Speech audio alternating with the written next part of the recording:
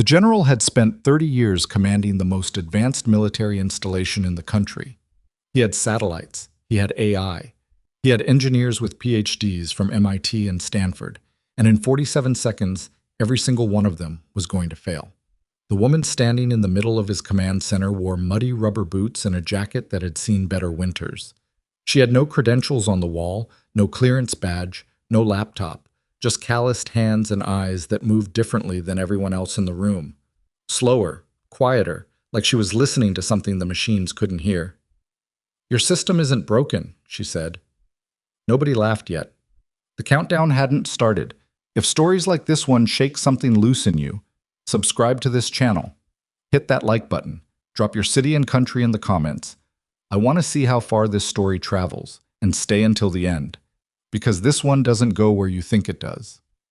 The Blackstone Mountains in late October looked like the end of something. The trees had given up their leaves 3 weeks early, stripped bare by a wind that came down from the northern ridgelines with a kind of personal hostility. The road into the valley was 2 lanes of cracked federal asphalt that nobody had bothered to repave since the Clinton administration, and the only vehicles that used it regularly were supply convoys and the occasional lost hunter who'd misread a map. There were no towns within 40 miles, no cell towers visible on the ridgeline, just rock and dead grass and the distant suggestion of something enormous buried beneath the earth. The Iron Valley Strategic Command Center was not on any public map. It existed in federal budget documents under a line item so boring, Regional Infrastructure Maintenance Allocation, Sector 7, that no journalist had ever looked twice at it. The facility had been operational for 19 years. It employed 412 people across 3 rotating shifts, housed enough processing power to run every traffic system in the continental United States simultaneously, and sat beneath 60 feet of reinforced concrete and packed granite. It was, by every institutional measure, impervious. The woman sitting in the back of the military transport truck didn't know any of that when the vehicle turned off the main road and began descending into the valley. Emily Carter was 27 years old and had never been further from Willow Creek than the Regional Agricultural Expo in Benton Falls, which was 90 miles east and had taken her 6 months of planning to attend. She had left her greenhouse that morning at 4:30, driven her rusted pickup to the county sheriff's office because that was where the federal agents said to meet, and climbed into a black vehicle with government plates because a man in a suit had said something about a matter of national significance, and she hadn't known how to say no to that particular combination of words. She was wearing her work clothes. She hadn't thought to change. The rubber boots were caked with a dried mixture of peat moss and vermiculite from the north-growing row. Her jacket was the green canvas one she wore when the greenhouse furnace broke in January, and she had to work in near-freezing temperatures for hours at a stretch.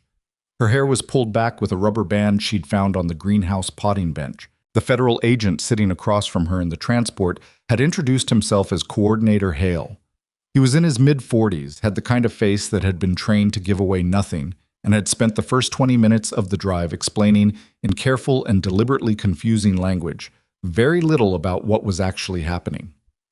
Emily had stopped listening around mile 15. She was watching the trees instead. The way the branches moved told you things, if you paid attention. Wind direction, moisture in the air, whether the temperature was dropping faster on the north or south face of a slope. Her father had taught her that when she was 8. He taught her that everything in a complex system communicated constantly. You just had to learn the language. The transport stopped at a checkpoint she almost missed. Guards in full tactical gear waved them through after a document exchange that took less than 30 seconds. Then the road went underground. The tunnel was lit with fluorescent strips that gave everything a color slightly wrong, the kind of light that made people look vaguely ill and made distances hard to judge. They drove for 4 more minutes before the vehicle stopped and Coordinator Hale stood up and said, "We're here." Emily climbed out and looked around.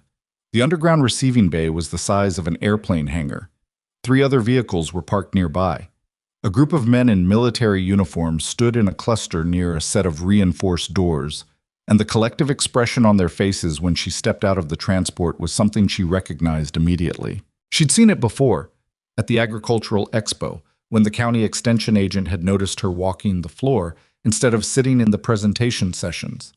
At the Regional Irrigation Conference, when she'd raised her hand during the panel discussion and the moderator had visibly considered not calling on her. The expression said, "What is she doing here?" One of the men detached from the group and walked toward her with the specific stride of someone accustomed to rooms rearranging themselves when he entered. He was tall, late 50s, silver hair cut short, 3 stars on his collar. His uniform was immaculate in a way that suggested he either never did anything that wrinkled clothes or had someone whose entire job was preventing that outcome. "Ms. Carter," he said, and the way he said it made her name sound like a preliminary finding in a report he'd already decided to dismiss. "I'm General Nathan Cole, commander of this facility." Emily shook his hand. His grip was firm in the specific way of someone who'd practiced it. "I appreciate you coming on short notice," he said, in a tone that did not sound appreciative. "I didn't really have a choice," Emily said. Something shifted fractionally in his expression, not quite surprise, but the precursor to it. Most civilians said of course, or happy to help, or some variation of institutional deference. She hadn't meant it as a challenge. It was just accurate. "No," he said after a moment. "I suppose you didn't." He turned without further ceremony and walked toward the reinforced doors. Emily followed him, and the cluster of officers fell in around them, and nobody said anything to her for the next 2 minutes while they moved through corridors that branched and turned in ways she was already losing track of. She listened to the building instead.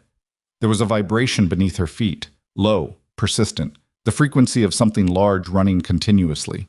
Ventilation, probably, or cooling systems.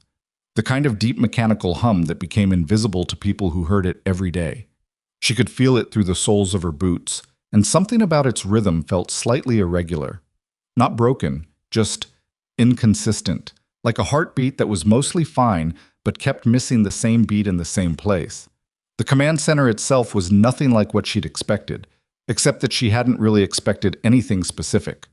It was large, perhaps 100 feet across, ringed with workstations arranged in concentric semicircles around a central elevated platform where more screens and more officers were clustered. Every surface was displaying information, charts, satellite imagery, system status readouts, feeds from cameras she couldn't identify. The ambient sound was a controlled layer of keyboard clicks and quiet radio chatter and the soft whir of climate systems. And right now, everything on every screen was wrong, not catastrophically, not yet.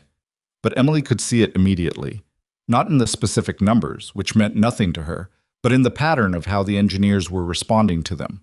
The way people moved when they were confused versus the way they moved when they understood a problem.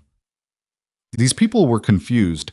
Every correction they made was being immediately followed by a new anomaly somewhere else, and they were chasing it in circles, and they didn't know yet that they were doing it. "Ms. Carter," General Cole gestured to a space near the central platform. "You spoke with Dr. Renner from our systems analysis team last week regarding some observations you made about regional electromagnetic activity. I mentioned to someone at the county office that I'd been noticing interference with my greenhouse automation systems," Emily said. "I didn't know it was going to become a federal situation. The interference patterns you described matched some anomalies we've been tracking internally." He paused. "I want to be direct with you. This facility is experiencing system irregularities that our engineers have not been able to source. Dr. Renner believed your observations might provide a useful outside perspective." "What kind of irregularities?" A man about her age in a captain's uniform appeared at her elbow. He had the kind of face that looked young until you noticed the eyes, which had stopped being young a while ago. "Captain Ryan Mercer," he said, and his handshake was nothing like the general's, quick, practical, already moving on. "I'll walk you through what we're seeing." He led her to a workstation where a specialist in his 30s moved aside with visible reluctance to give her space at the display. The screens showed layered data across multiple categories: satellite feeds, internal sensor networks, communication system logs, radar returns. "Started 6 days ago," Mercer said, "incremental. Satellite signal latency increased by margins our systems flagged as within tolerance range. Then radar began showing sporadic inaccuracies, brief, then correcting. Then communications started dropping packets. Nothing dramatic, nothing that would trigger alarm protocols on its own. But the cumulative pattern is accelerating," Emily said. Mercer looked at her. "The intervals between anomalies are getting shorter," she said. "Not by the same amount each time, but consistently shorter. That's not random degradation. That's a feedback loop. The specialist who'd given up his station, his name badge said Kowalski, made a sound that was technically not a scoff, but functionally identical to one. With respect, he said, we have 17 engineers with advanced degrees who have been working this problem for 6 days. The feedback hypothesis has been, I'm not offering a hypothesis, Emily said. She wasn't being confrontational. She genuinely wasn't. But she also wasn't going to soften what she was saying to protect someone's feelings about their work. I'm describing what the data looks like from the outside. Kowalski looked at Mercer. Mercer looked at the screen. General Cole had moved to stand at the edge of the conversation, arms crossed, watching. Walk me through what you're seeing, Mercer said to Emily. She studied the data for a long moment. The truth was, she didn't understand most of the specific technical content, the military system terminology, the protocols, the specific thresholds. But she understood the shape of the problem. She'd spent 12 years managing a greenhouse system that was, at its core, a collection of interdependent variables that all affected each other, and where a change in one could propagate in unpredictable ways through all the others if you didn't catch it early. Your systems are talking to each other too much, she said. The sensor network is feeding data into the processing systems, and the processing systems are flagging anomalies, and those flags are changing how the systems behave, and those behavioral changes are creating new anomalies that the sensors are picking up, and the sensors are feeding that back in. It's a loop. The system is effectively confusing itself. Silence. Not the silence of people considering what she'd said. The silence of people waiting to find the thing wrong with it, so they could say so. The engineering team ran a cascade analysis 72 hours ago, Kowalski said carefully. They ruled out internal feedback as the primary vector. What did they change 6 weeks ago? The silence shifted. It became a different kind of silence, the kind that happened when a question landed in a room and nobody wanted to be the first to acknowledge that it had. Mercer looked at Kowalski. Kowalski looked at his screen. How did you... Mercer started. I didn't know anything, Emily said. That's why I asked. It was General Cole who finally answered. We upgraded the primary cooling infrastructure. His voice was carefully flat. State-of-the-art thermal management system. Significant improvement in energy efficiency. Emily turned back to the screens. Where are the environmental sensors? Temperature, airflow, pressure, the ones that monitor the facility's internal climate. Mercer pointed to a sub-panel at the adjacent station. She moved to it, studied the readouts. She wasn't reading the specific numbers. She was reading the shape of the numbers over time, the way they moved, the fluctuations and the intervals between them. Your new cooling system changed the airflow distribution inside the facility, she said slowly, working it out as she said it, the way she always did when a problem in the greenhouse resolved itself into something she could name. The pressure patterns are different now than when your sensor network was calibrated. So your environmental sensors are reading the new normal as an anomaly. And they're not just reporting it, they're feeding it into your central processing as an error condition. And your processing systems are trying to compensate for an error that doesn't exist. And those compensation responses are being picked up by other sensors as secondary anomalies. And the cascade, Mercer said. The cascade, Emily confirmed.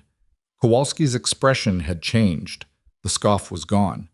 In its place was something she recognized, the specific look of an expert confronting a pattern they'd been too close to the problem to see. The cascade analysis assumed the anomalies were externally sourced, he said, mostly to himself. We were looking outward. We weren't looking at the environmental layer because it was flagged as low priority, a second engineer said from across the station. The environmental flags were below the attention threshold. Exactly, Emily said. General Cole hadn't moved. His arms were still crossed. His expression had shifted from dismissive to something more carefully controlled. The look of a man recalculating a position he didn't want to abandon, but was becoming unable to defend. You're telling me, he said, that a facility worth $8 billion is experiencing system failure because of a cooling upgrade and a calibration gap. I'm telling you that's what the data suggests, Emily said. Your engineers should verify it. We're already... Kowalski had both hands on a keyboard now. I'm pulling the environmental overlay against the anomaly timeline. If she's right, we should see... He stopped. We should see a correlation starting approximately 6 weeks and 2 days ago. He pulled it up. The correlation was not subtle. It was not a circumstantial overlap or a suggestive pattern that required interpretation.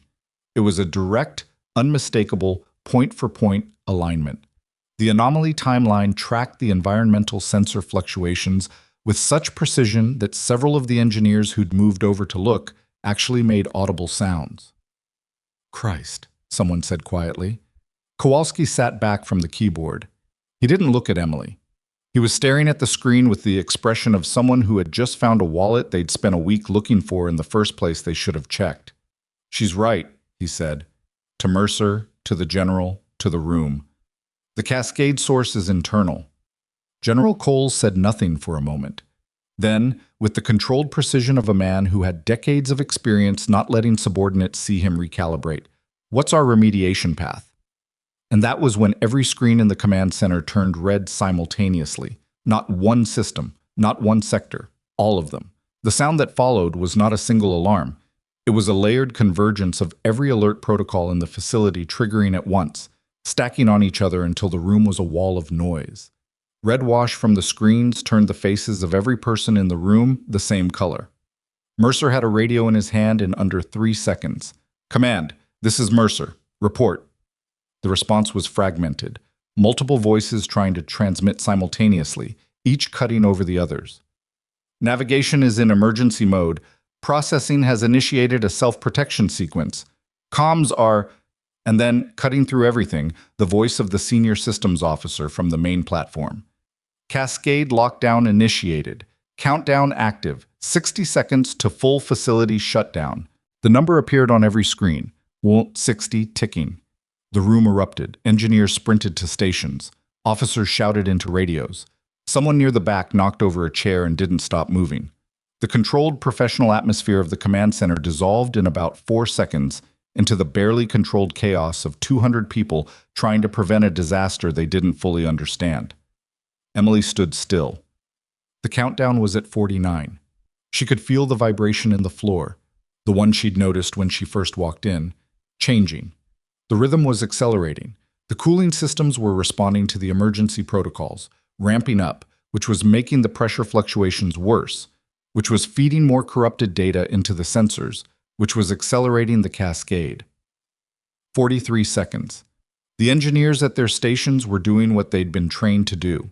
They were trying to interrupt the cascade at the processing level. Command overrides. Manual authorization sequences. Emergency protocol resets. Every tool they had for stopping a system failure. It wasn't working. She could see it without understanding the specific details. Every intervention they made was being read by the system as a new threat.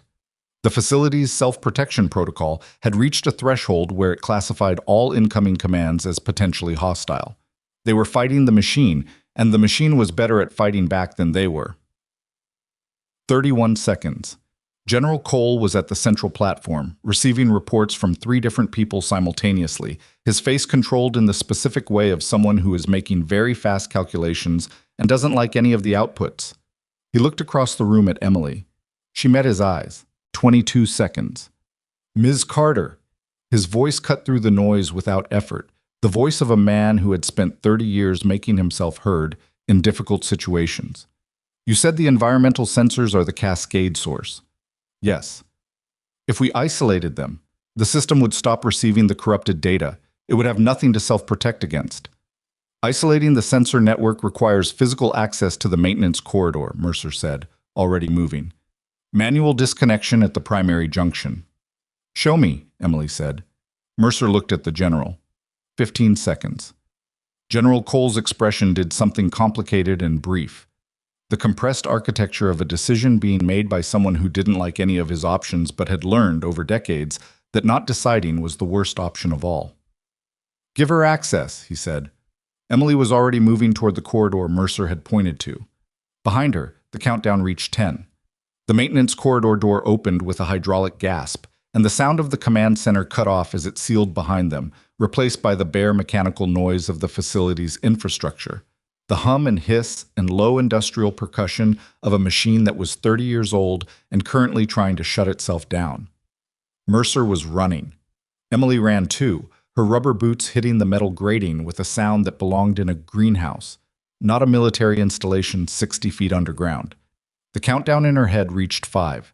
She didn't know if the screens behind the sealed door still showed a number or if the number had already reached 0. She ran faster. The junction box was 40 meters down the maintenance corridor, marked with yellow safety striping that had faded to the color of old teeth. Mercer reached it first and had the panel cover off in under 4 seconds. Practiced movement, muscle memory from training, he'd probably done 100 times in a different context. The inside of the panel was a dense arrangement of color-coded cabling, junction terminals, and labeled connection points that meant everything to someone who'd spent years in this facility and nothing to someone who hadn't. Emily stepped in beside him and looked. Not at the labels, at the layout. The physical logic of how things connected to each other. Which lines ran parallel, which branched, which fed into the central trunk. It was the same logic as her greenhouse irrigation manifold, scaled up and translated into a different language, but the grammar was identical. Environmental Sensor Network, she said. Which trunk? Blue cluster, left side, 4 primary junctions. Mercer's finger moved across the panel without touching. But if we pull them while the cascade is active, the system might interpret the disconnection as a physical intrusion and escalate the... It's already escalating, Emily said. We're not making it worse. We're giving it nothing left to react to. Mercer looked at her for exactly 1 second. Then he reached into the panel. On 3, he said, all 4 simultaneously. If we pull them in sequence, the system logs each one as a separate event. Emily positioned her hands on the 2 left junctions. Mercer took the 2 right. 3, he said. 2, 1. They pulled. The sound that followed was nothing. That was the thing about it, the absence of sound. The alarms that had been layering on each other through the sealed door simply stopped. Not faded. Stopped, like a switch thrown on every noise in the world simultaneously. The vibration in the floor changed. It didn't stop. The facility's systems were still running, still processing, still doing the 10,000 things they did continuously. But the rhythm changed. The irregular stuttering that Emily had felt from the moment she walked in smoothed out into something steadier. She stood with her hands still extended toward the open panel and listened. Is that... Mercer had his radio out, static for 2 seconds. Then the systems officer's voice, controlled but carrying something underneath the control. Countdown stopped. 41 seconds on the clock. System is processing. Anomaly flags are clearing. Stand by. Mercer exhaled. It was not a dramatic exhale. It was the exhale of someone who had been holding their breath without realizing it and was now just breathing again. Stand by, he repeated, to himself more than to Emily. They waited in the maintenance corridor with the panel hanging open and the 4 disconnected sensor junctions dangling loose. The fluorescent strip above them had a flicker in it.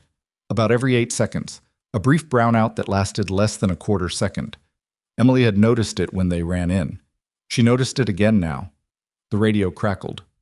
Mercer, this is command. System self-protection sequence has deactivated. Cascade flags are clearing sector by sector. We are not in shutdown. A pause. Repeat. We are not in shutdown. Mercer pressed the transmit. Copy that command. What's our system status? Partial. We've got gaps where the environmental layer was feeding in. The system is running on reduced sensor input. It's stable, but we're operating blind on about 30% of facility monitoring. Understood. We're at the primary environmental junction. We'll need a recalibration plan before we reconnect. Copy. General Cole is asking for Miss Carter's status. Mercer looked at Emily. She was looking at the open panel, at the 4 disconnected junctions, at the way the cable routing told the story of a system that had been built in phases over decades, each addition logical in isolation, the interactions between them growing more complex with every upgrade. She's fine, Mercer said into the radio. We're coming back up. The walk back through the maintenance corridor was quieter than the sprint in. Mercer moved at a normal pace now, and Emily matched it, and for the first stretch neither of them said anything. The industrial sounds of the facility felt different now, less threatening, more ordinary. The hum of a machine that was running instead of failing. How long have you been managing your greenhouse system? Mercer asked. Not the tone of making conversation. The tone of someone who was actually thinking about something and asking out loud. 12 years, Emily said. I took it over from my father when I was 15. He built most of it himself. the automation systems, the sensor networks, the environmental controls. It was more complex than it probably needed to be. She paused. He liked systems. So do I, Mercer said. I just apparently look at them differently than you do. Emily glanced at him. You look at what they're doing. I look at what they're saying. Mercer was quiet for a moment. That's either very wise or very annoying. My father said the same thing, Emily said. Leaned toward annoying for the first few years. Something crossed Mercer's face that wasn't quite a smile but was adjacent to one. They reached the command center door. He pressed his palm to the reader and the hydraulic seal released. The room they walked back into was not the room they'd left. The chaos had converted itself into something more purposeful, still intense, still loud with overlapping radio traffic and keyboard activity, but organized now around a problem being managed rather than a crisis being survived. The red wash from the emergency screens had given way to the standard mixed display of amber and green and white, status panels updating in real time as systems cleared their anomaly flags. People looked up when Emily and Mercer came through the door. Not everyone, but enough. General Cole was where she'd last seen him, on the central platform, but the posture was different now, forward-leaning, engaged, working through something with two of his senior officers rather than receiving a torrent of bad news. He saw them come in and said something brief to the officers, then came down from the platform. System status is stabilizing, he said, to both of them, but looking at Emily. We've got gaps in facility monitoring while the environmental layer is disconnected, but the cascade has stopped and the processing systems are recovering. You're not out of the problem, Emily said. You've bought time. The root cause is still there. The sensor calibration doesn't match the new airflow patterns. If you reconnect the environmental network without recalibrating first, you restart the cascade. We know, Cole said. And something in the way he said it had changed. The tone was still controlled, still the voice of command authority, but the specific quality of dismissal that had been in it when he'd met her in the receiving bay was gone. Not replaced with warmth, just absent. Kowalski is already developing a recalibration protocol. It's going to take several hours. It'll take longer than that if you try to rush it, Emily said. Cole looked at her steadily. I've been told that. Kowalski was at his station across the room, not looking up, surrounded by three other engineers who were all deep in something technical. He had the focused look of someone who had stopped being embarrassed about being wrong and started being absorbed by the problem of being right. The recalibration needs to account for the thermal distribution changes across the full facility footprint, Emily said. Not just the primary corridors. The new cooling system probably changed the microclimate in peripheral sectors differently than in the core. If you recalibrate to a single average, you'll still have sensor drift in the outlying sections. One of the engineers near Kowalski's station looked up. She was younger than Emily, 24 at most, with the specific intensity of someone who had been awake for a very long time. Her name badge said Walsh. We were going to do a zone-by-zone baseline, Walsh said. Standard recalibration protocol. How many zones? 12 primary. How many sensors per zone? Walsh checked her screen. Between 40 and 90, depending on zone density. Do the high-density zones first, Emily said. They'll have the most variance. If your recalibration protocol starts with low-density outliers, you'll set baselines that don't account for the interference patterns from the denser sensor clusters. Walsh looked at Kowalski. Kowalski was already nodding before she turned to look at him. She's right, he said. Reorder the protocol. High-density zones first. He paused, then looked across the room at Emily. Yeah, that would have caused us problems in Phase 2. Emily nodded and said nothing else. There was nothing to add. General Cole had been watching this exchange with the expression of a man absorbing something uncomfortable with professional discipline. Ms. Carter, he said, I'd like to understand how you identified the cooling system connection without having access to our facility records. Emily thought about how to answer that. I didn't identify it, she said. I asked about it. You asked specifically about whether something had changed 6 weeks ago. 6 weeks, roughly. The anomaly timeline you showed me had a starting point. Something changed around that time. Could have been a lot of things, but cooling systems affect airflow and airflow affects pressure, and pressure affects how sensors read their environment. It was the most likely category of change for the pattern I was seeing. And if the answer had been no, nothing changed, Then I would have asked what else happened around that time until something fit. She paused. That's how you find a problem when you don't know what you're looking for. You look at the edges of where it started. Cole was quiet for a moment. Around them, the command center continued its recovery. Voices at moderate volume, fingers on keyboards, the sounds of professionals doing their work. You run a greenhouse, he said. It wasn't dismissive anymore. It was something else. A man trying to locate a piece of information in a frame that didn't quite hold it. I run a greenhouse, Emily confirmed. About 1,200 square feet under glass. Automated irrigation, climate control, soil monitoring, light management. 47 interdependent variables that all affect each other. If my nitrogen sensors drift, my pH regulation overcorrects, which stresses the root systems, which changes the moisture uptake, which throws off my irrigation timing, which affects the humidity, which affects the cascade, Cole said. The cascade, Emily said. He looked at her for a long moment with an expression she couldn't fully read. Not admiration exactly, not apology, something more complicated than either. We owe you an apology, he said, for the reception you received when you arrived. Emily shrugged. I was wearing mud boots in a military command center. It was a reasonable reaction. It was not, he said, a professional one. She didn't argue with that. The next 6 hours were the hardest. Not dangerous. The immediate crisis was over, the cascade was stopped. The facility was stable in its reduced monitoring state. But the recalibration was painstaking work, and the stakes of doing it wrong were identical to the stakes of what had just happened. A feedback loop that could rebuild itself quietly and then trigger all at once. Emily worked alongside Walsh and 2 other engineers whose names she learned gradually. Okafor, who was meticulous to the point of physical stillness when he was thinking, and Brandt, who was fast and tended to correct himself mid-sentence in a way that would have been irritating if he weren't almost always right the second time. She wasn't directing them. That was important to her, and she thought it was important to them too. They were the experts in their system, in their protocols, in the specific technical requirements of military-grade infrastructure. What she could offer was a different angle on the pattern. When Walsh proposed a recalibration threshold for the high-density sensor clusters in the facility's core section, Emily asked what the equivalent threshold was for the greenhouse sections on the perimeter of her own building, not because the numbers would translate directly, but because thinking in analogies sometimes surfaced considerations that pure technical analysis missed. Walsh looked at her strangely for a moment. Then she said, we're assuming the core and the perimeter are experiencing the same degree of calibration drift, but they're not the same distance from the new cooling array. Right, Emily said. The closer sections would have greater... Walsh was already typing. I need to run differential drift analysis by distance from the cooling array before we set thresholds.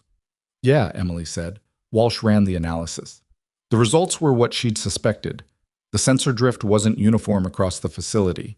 It scaled with proximity to the upgraded cooling infrastructure, meaning a single recalibration threshold would either overcorrect the close sections or undercorrect the distant ones. It added 2 hours to the recalibration protocol. Nobody complained about it. Mercer brought Emily coffee at some point in the middle of the process. It was bad coffee, the kind that tasted like it had been sitting in an industrial urn for 4 hours, which it probably had. She drank it anyway. You doing okay? He asked. I've been up since 4:30, she said, but I'm fine. You're handling this better than most people who get brought in here for the first time. I'm not sure I understand what else there is to do. She wrapped her hands around the coffee cup. The problem is here. I'm here. Seemed worth focusing on. Mercer looked at her sideways. Where'd that come from? Your dad? Partially. She considered. Also 12 years of watching plants die because I was looking at the wrong thing. You lose a lot? Enough to learn from. She drank the bad coffee. Not enough to stop. Mercer nodded slowly. He seemed to be thinking about something beyond the immediate conversation. For what it's worth, he said, Kowalski asked me who you worked for. Figured you must be some kind of systems consultant. Emily smiled into her coffee cup. What did you tell him? The truth. How'd that go? He was quiet for about 10 seconds, Mercer said. Then he went back to his recalibration protocol. Sounds about right. The final restart began at 22:47 hours. Emily knew the time because Mercer told her, and because someone had put a wall clock in her field of vision that she'd been peripherally aware of for the last 2 hours. The command center had quieted, not because fewer people were there, but because the work had reached the phase where talking made it harder. The recalibrated sensor network was reconnected section by section, high-density core zones first, then the middle distance sections, then the perimeter. Each reconnection produced a wave of new data in the processing systems, and each wave had to be observed for 30 seconds before the next reconnection happened. 30 seconds felt like a long time in a quiet room full of people watching screens. Walsh counted under her breath. Emily didn't realize it until the third reconnection, and then she recognized the behavior. It was what she did when she was manually sequencing her greenhouse irrigation timing. Counting gave you something to do with the waiting. The perimeter sensors came online last. Walsh counted 30 seconds. Every screen held green. The facility's environmental monitoring was fully operational. The cascade anomalies were gone, not suppressed, not masked, absent. The recalibrated sensors were reading the new airflow patterns as the new normal, and the processing systems had nothing to self-protect against. The room breathed. It happened the same way the alarms had stopped earlier, not gradually, but all at once. The collective exhale of 400 people who had been holding something tightly and were now able to let it go. General Cole stood at the edge of the central platform, looking at the displays. Emily stood near Kowalski's station, looking at the same displays from a different angle. She was thinking about her greenhouse, about the north growing row where she'd been working at 4:30 that morning before the federal vehicle arrived. She needed to check the moisture sensors in that section tomorrow. She'd noticed some inconsistency in the readings over the past few days that was probably just seasonal calibration drift, but deserved attention. "Ms. Carter," Cole's voice from across the room. She looked up. He was walking toward her, and the two senior officers who'd been with him on the platform followed at a slight distance. The physical grammar of a military organization that communicated hierarchy through proximity. He stopped in front of her and looked at her steadily. "The facility is operational," he said. "The recalibration is holding. Satellite, radar, and communication systems are all showing nominal performance." "Good," Emily said. "You should know." He paused. A small pause, the kind that happens when someone is deciding exactly what to say rather than defaulting to the first formulation. "This facility has the most advanced analytical infrastructure in the country. 19 years of operational history. Some of the brightest technical minds I've ever encountered." He glanced at the screens behind her, then back. "None of them saw the pattern you saw in the first 20 minutes. Emily was quiet for a moment. "They might have seen it eventually," she said. "They were getting close. Kowalski was already asking the right questions when everything escalated." "You're being generous." "I'm being accurate." She meant it. They were too close to the system. You can't see the shape of something when you're standing inside it. Cole absorbed that. "I'd like to offer you a consulting arrangement," he said. "Formal, compensated. The facility undergoes periodic system audits. We've clearly demonstrated we have a blind spot when it comes to internal cascade potential. Your perspective would be, I have a greenhouse," Emily said. He blinked. "Barely." "Yes. 47 interdependent variables that need daily attention. I can't be away for extended periods. The arrangement would be intermittent, periodic consultations. On your schedule." Emily looked around the command center, at the screens running clean data, at Walsh and Okafor still monitoring the recalibrated sensor network with the focused care of people who had learned something and were not going to unlearn it, at Kowalski, who had his back to the room and was writing something in a notebook with the specific penmanship of someone who was going to make sure he understood exactly what had happened here, at the room that had laughed in its way when she'd said she didn't need a computer. "I'll think about it," she said. It wasn't a no. It wasn't quite a yes. Cole seemed to understand the distinction. He nodded once, with the economy of someone who knew when a conversation had reached its natural end. "Captain Mercer will arrange your transport," he said. "Whatever time you need to leave." He extended his hand. She shook it. His grip was still practiced, but the quality of it was different now. Less performance, more acknowledgement. He walked back to his platform. Emily turned and looked at the screens for a long moment. The satellite feeds running clean, the radar showing accurate returns, the communication logs flowing without packet loss. A machine that had been drowning in its own confusion, now simply doing its job. She thought about what her father had said when she was 10 years old, and the greenhouse automation system had developed a fault that he couldn't find for 3 days. He'd finally fixed it at 2 in the morning by sitting in the middle of the greenhouse floor with all the lights off, just listening. "The machine is trying to tell you," he'd said. "You just have to stop talking long enough to hear it." She'd thought he was being dramatic at the time. She understood now he'd been being precise. Behind her, across the room, Kowalski said something to the engineer beside him in a low voice. Emily didn't hear the words, but she heard the tone. The specific register of someone working through a problem they hadn't fully solved yet, turning it over, looking at it from a new angle. She recognized it. It was the same tone she used in her greenhouse at 4 in the morning when something in the system didn't feel right and she hadn't found the cause yet. Good, she thought. He's still looking. She went to find Mercer to arrange her ride home. The maintenance corridor they passed on the way out still had its panel cover off. The 4 environmental sensor junctions reconnected now, running clean. Emily glanced at it as they walked past. Everything in the facility looked exactly as it had when she'd arrived. The same screens, the same people, the same underground machinery humming its perpetual hum. But the rhythm was different now. Steady. Even. The sound of something that knew what it was supposed to be doing. She listened to it for the last few seconds before the corridor turned and the sound faded behind her. Then she followed Mercer toward the surface, and the night, and the road home. She was back in her greenhouse by 5:15 the next morning. The north growing row was exactly where she'd left it. The moisture sensors showed the same slight inconsistency she'd noted the day before. Marginally elevated readings in the 3rd and 4th positions relative to the rest of the row. Probably calibration drift. Possibly a microclimate effect from the ventilation adjustment she'd made to the north end panel 2 weeks ago. She pulled up the historical data on her tablet and looked at the pattern. It started 6 weeks ago. Almost exactly 6 weeks ago. Emily stared at the screen for a moment. Then she set down her coffee, picked up her calibration kit, and got to work. The moisture sensor inconsistency in the north growing row turned out to be a ventilation microclimate issue, exactly as she'd suspected.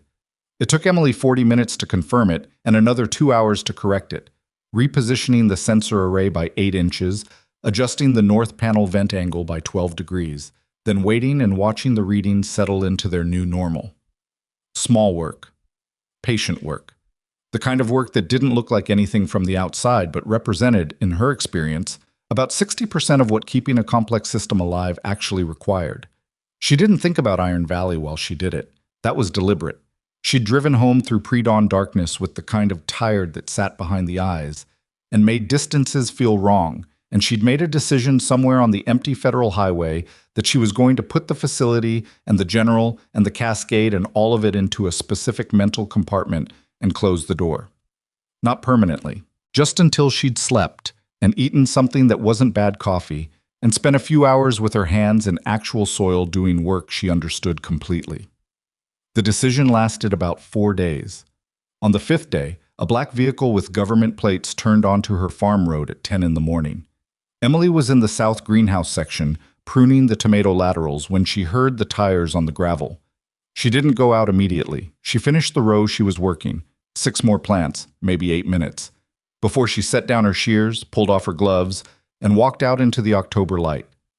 The vehicle was a different model than the one that had taken her to Blackstone, but the plates had the same configuration. 2 people got out. One was Coordinator Hale, who she recognized. The other was a woman she hadn't seen before, late 40s, civilian clothes that fit with the deliberate functionality of someone who wore them for professional reasons rather than personal ones, a tablet tucked under her arm. "Ms. Carter," Hale said, "sorry for the unannounced visit." "You could have called," Emily said. "We did. 3 times. She'd turned her phone off while she was working. She did that most mornings. "What do you need?" The woman with the tablet extended her hand. "Dr. Patricia Voss. I'm with the Facilities Systems Oversight Division. I was hoping to speak with you about the Iron Valley incident." Emily shook her hand. Voss had a good handshake. Direct. No performance. "I thought the incident was resolved," Emily said. The immediate crisis was, Voss said, we're conducting a standard post-incident review. General Cole's report mentioned your contributions extensively. Emily looked at her for a moment. Come inside, I'll make coffee. Real coffee, not whatever you had at that facility. The farmhouse kitchen was small and organized in the specific way of a person who cooked seriously and had learned exactly where everything needed to be. Emily made coffee while Voss and Hale sat at the wooden table, and Voss set her tablet face down without turning it on, which Emily noticed and mildly appreciated. The post-incident review is routine, Voss said. But I want to be honest with you. It's also partially an assessment of whether the facility has a systematic gap in its diagnostic methodology. It does, Emily said. She poured 3 cups. Yes. Voss accepted the cup. The question is whether that gap can be addressed through protocol adjustment or whether it requires ongoing external input. External input meaning me.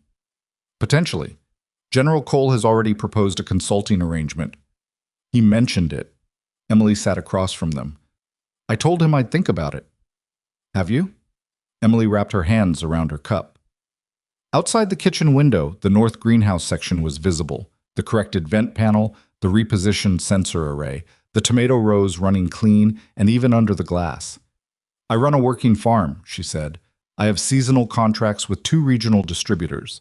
I have maintenance schedules, planting cycles, climate management that doesn't stop because someone needs a consultant. We're not asking for full-time engagement, Voss said. What are you asking for? Voss and Hale exchanged a brief look. Not conspiratorial, just the look of 2 people who had discussed this before they arrived.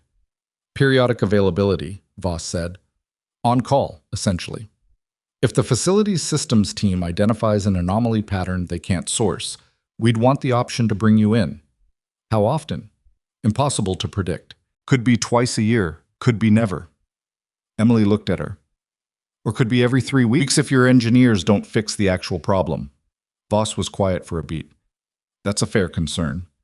What's the actual remediation status? The recalibration fixed the immediate cascade, but has anyone addressed why it took 6 days in a significant crisis before someone thought to look at the environmental layer? Hale shifted in his seat. Voss kept her expression level. That's part of what the review is examining, Voss said carefully. That means no, Emily said. That means it's complicated, Voss said. And this time there was something underneath the professional tone. A small, precise edge of frustration that Emily suspected wasn't directed at her. The facility's diagnostic protocols were developed over 19 years by multiple successive engineering teams. The institutional logic is layered in ways that are difficult to change, Emily said. Difficult to change quickly. Emily drank her coffee. Thought about it. I'll do it, she said. But I want something in return. Hale's expression shifted slightly. Not alarm, just heightened attention. The recalibration protocol your team developed at Iron Valley, Emily said. Walsh and Okafor's zone differential approach. I want access to the methodology documentation. Voss blinked. You want the protocol documentation? My greenhouse sensor network has the same fundamental architecture as your facility's environmental layer, scaled down. The zone differential recalibration method would be directly applicable. I've been managing my calibration with a cruder approach for years. She set her cup down. You get occasional access to how I think. I get access to how your engineers formalized it. Voss stared at her for a moment. I'll need to check what's classified in those documents, she said slowly. Environmental sensor calibration methodology, Emily said. I'd be surprised if that rises to the level of national security concern. Voss looked at Hale. Hale looked at the table. I'll make the request, Voss said. The documentation arrived 6 days later via secure courier, a physical binder, which Emily found both charmingly archaic and practically useful, since she preferred reading technical material on paper. She spent 2 evenings going through it at the kitchen table with a yellow highlighter and a cup of tea, translating the military engineering terminology into greenhouse management language in the margins. Walsh's zone differential methodology was elegant, more elegant than Emily had expected.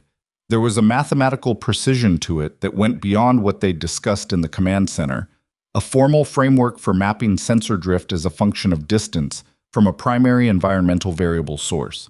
Emily could see immediately how to adapt it for her ventilation system. She also found 3 places in the methodology where she thought Walsh had made assumptions that would cause problems in certain configurations. She wrote them down in the margin. Considered. Then wrote a brief letter on plain paper, not to General Cole, not to Voss, but directly to the engineering team, care of Walsh, outlining the 3 points and explaining her reasoning. She wasn't sure it would reach them. She sent it anyway. 3 weeks passed. Emily settled back into her rhythms. 4:30 mornings, greenhouse work, distributor calls, the 100 small decisions that a working farm required. The October cold was deepening into November cold, which meant the heating management in the greenhouse demanded more attention, and one of her irrigation controllers developed an intermittent fault that took her 4 days to diagnose and another 2 to correct. She didn't hear from Iron Valley. She'd half expected to. Not because she thought they needed her again so soon, but because organizations that had recently experienced a crisis tended to overcorrect, to become hypervigilant, to call in every resource at the first sign of anything unusual, to compensate for having been caught unprepared by becoming perpetually anxious. Iron Valley apparently didn't work that way. Or General Cole didn't. She found herself mildly curious about which. The call came on a Tuesday in mid-November, at 7 in the morning, while she was adjusting her heating controller parameters. It was Mercer. Not Voss, not Hale, not a coordinator or a representative. Mercer himself, on a line that had a slight digital compression to it that suggested it was being routed through secure infrastructure. "Ms. Carter, it's Captain Mercer." "I know," she said. "What's wrong?" A pause. "Why do you assume something's wrong?" "Because you're calling it at 7 in the morning and you identified yourself formally." "That's fair." Another pause. Shorter. "We have a situation, not a cascade event, different category. I'd rather explain in person." Emily looked at her heating controller. The parameter she'd been adjusting was stable now, reading correctly. The fix she'd implemented holding the way she'd hoped. "How soon?" "Transport can be at your location in 90 minutes. "Give me 2 hours," she said. "I have work to finish." "What?" This time she packed a bag. A change of clothes, her calibration kit, the notebook she used for tracking complex problems. The one with the green cover, half full of diagrams and sensor readings, and the kind of marginal notes that would look like noise to anyone else. She also wore different boots. The transport was a different vehicle than before, smaller, faster, no Hale in it. Just a driver and a junior officer who sat in the front passenger seat and didn't speak for the entire drive. Emily sat in the back and watched the Blackstone Mountains come up on the horizon and thought about what different category meant. Not a cascade. Not a sensor issue. Something Mercer had chosen to explain in person rather than on a secure line.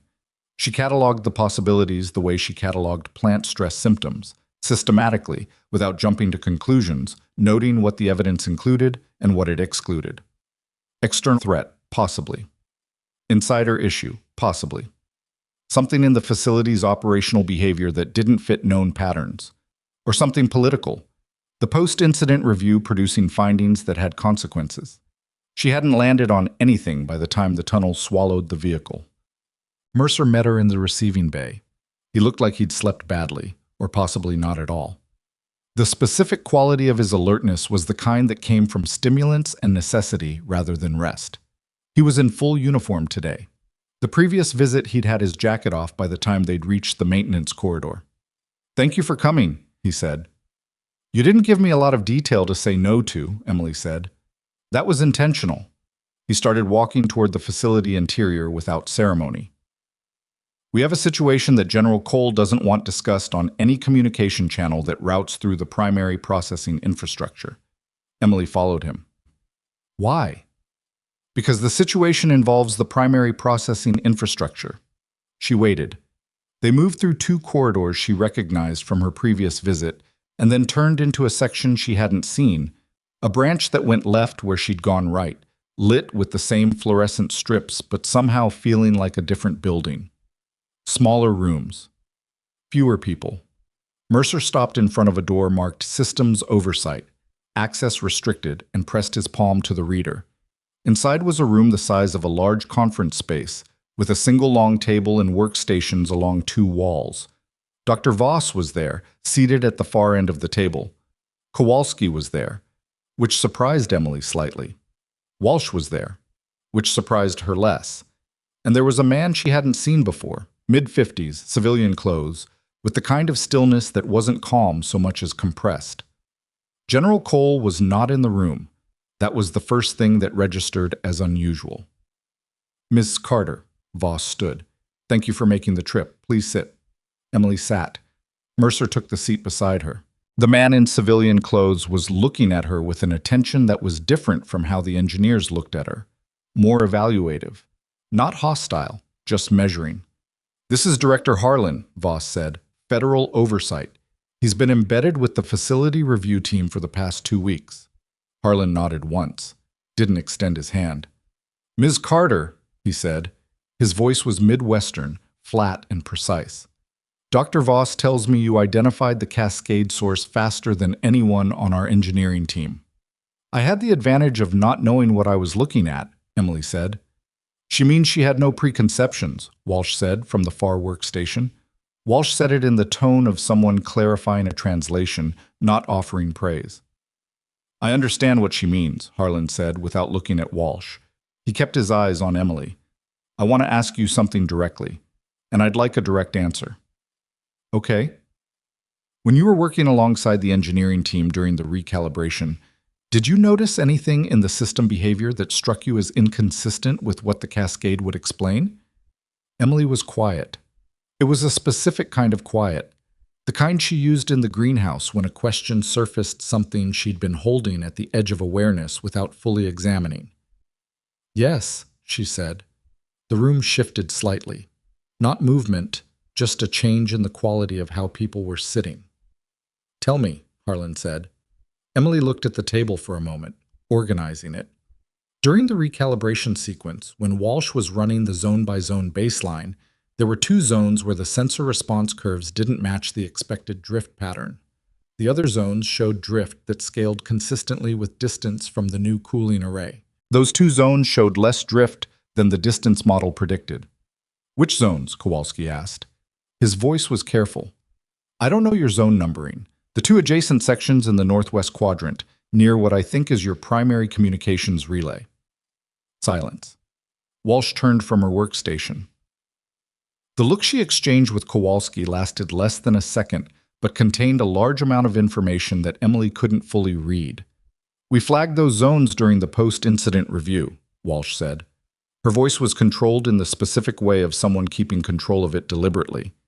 "The anomaly in the drift pattern could be explained by the local thermal mass characteristics of the communications equipment in that section." "Could be," Emily said. "But you don't think it is," Harlan said. Emily looked at him. "I think it's worth understanding exactly why those zones behave differently from the model before you close the review." Harlan leaned back in his chair. He had the posture of someone who had been sitting in difficult rooms for a long time and had made peace with the discomfort.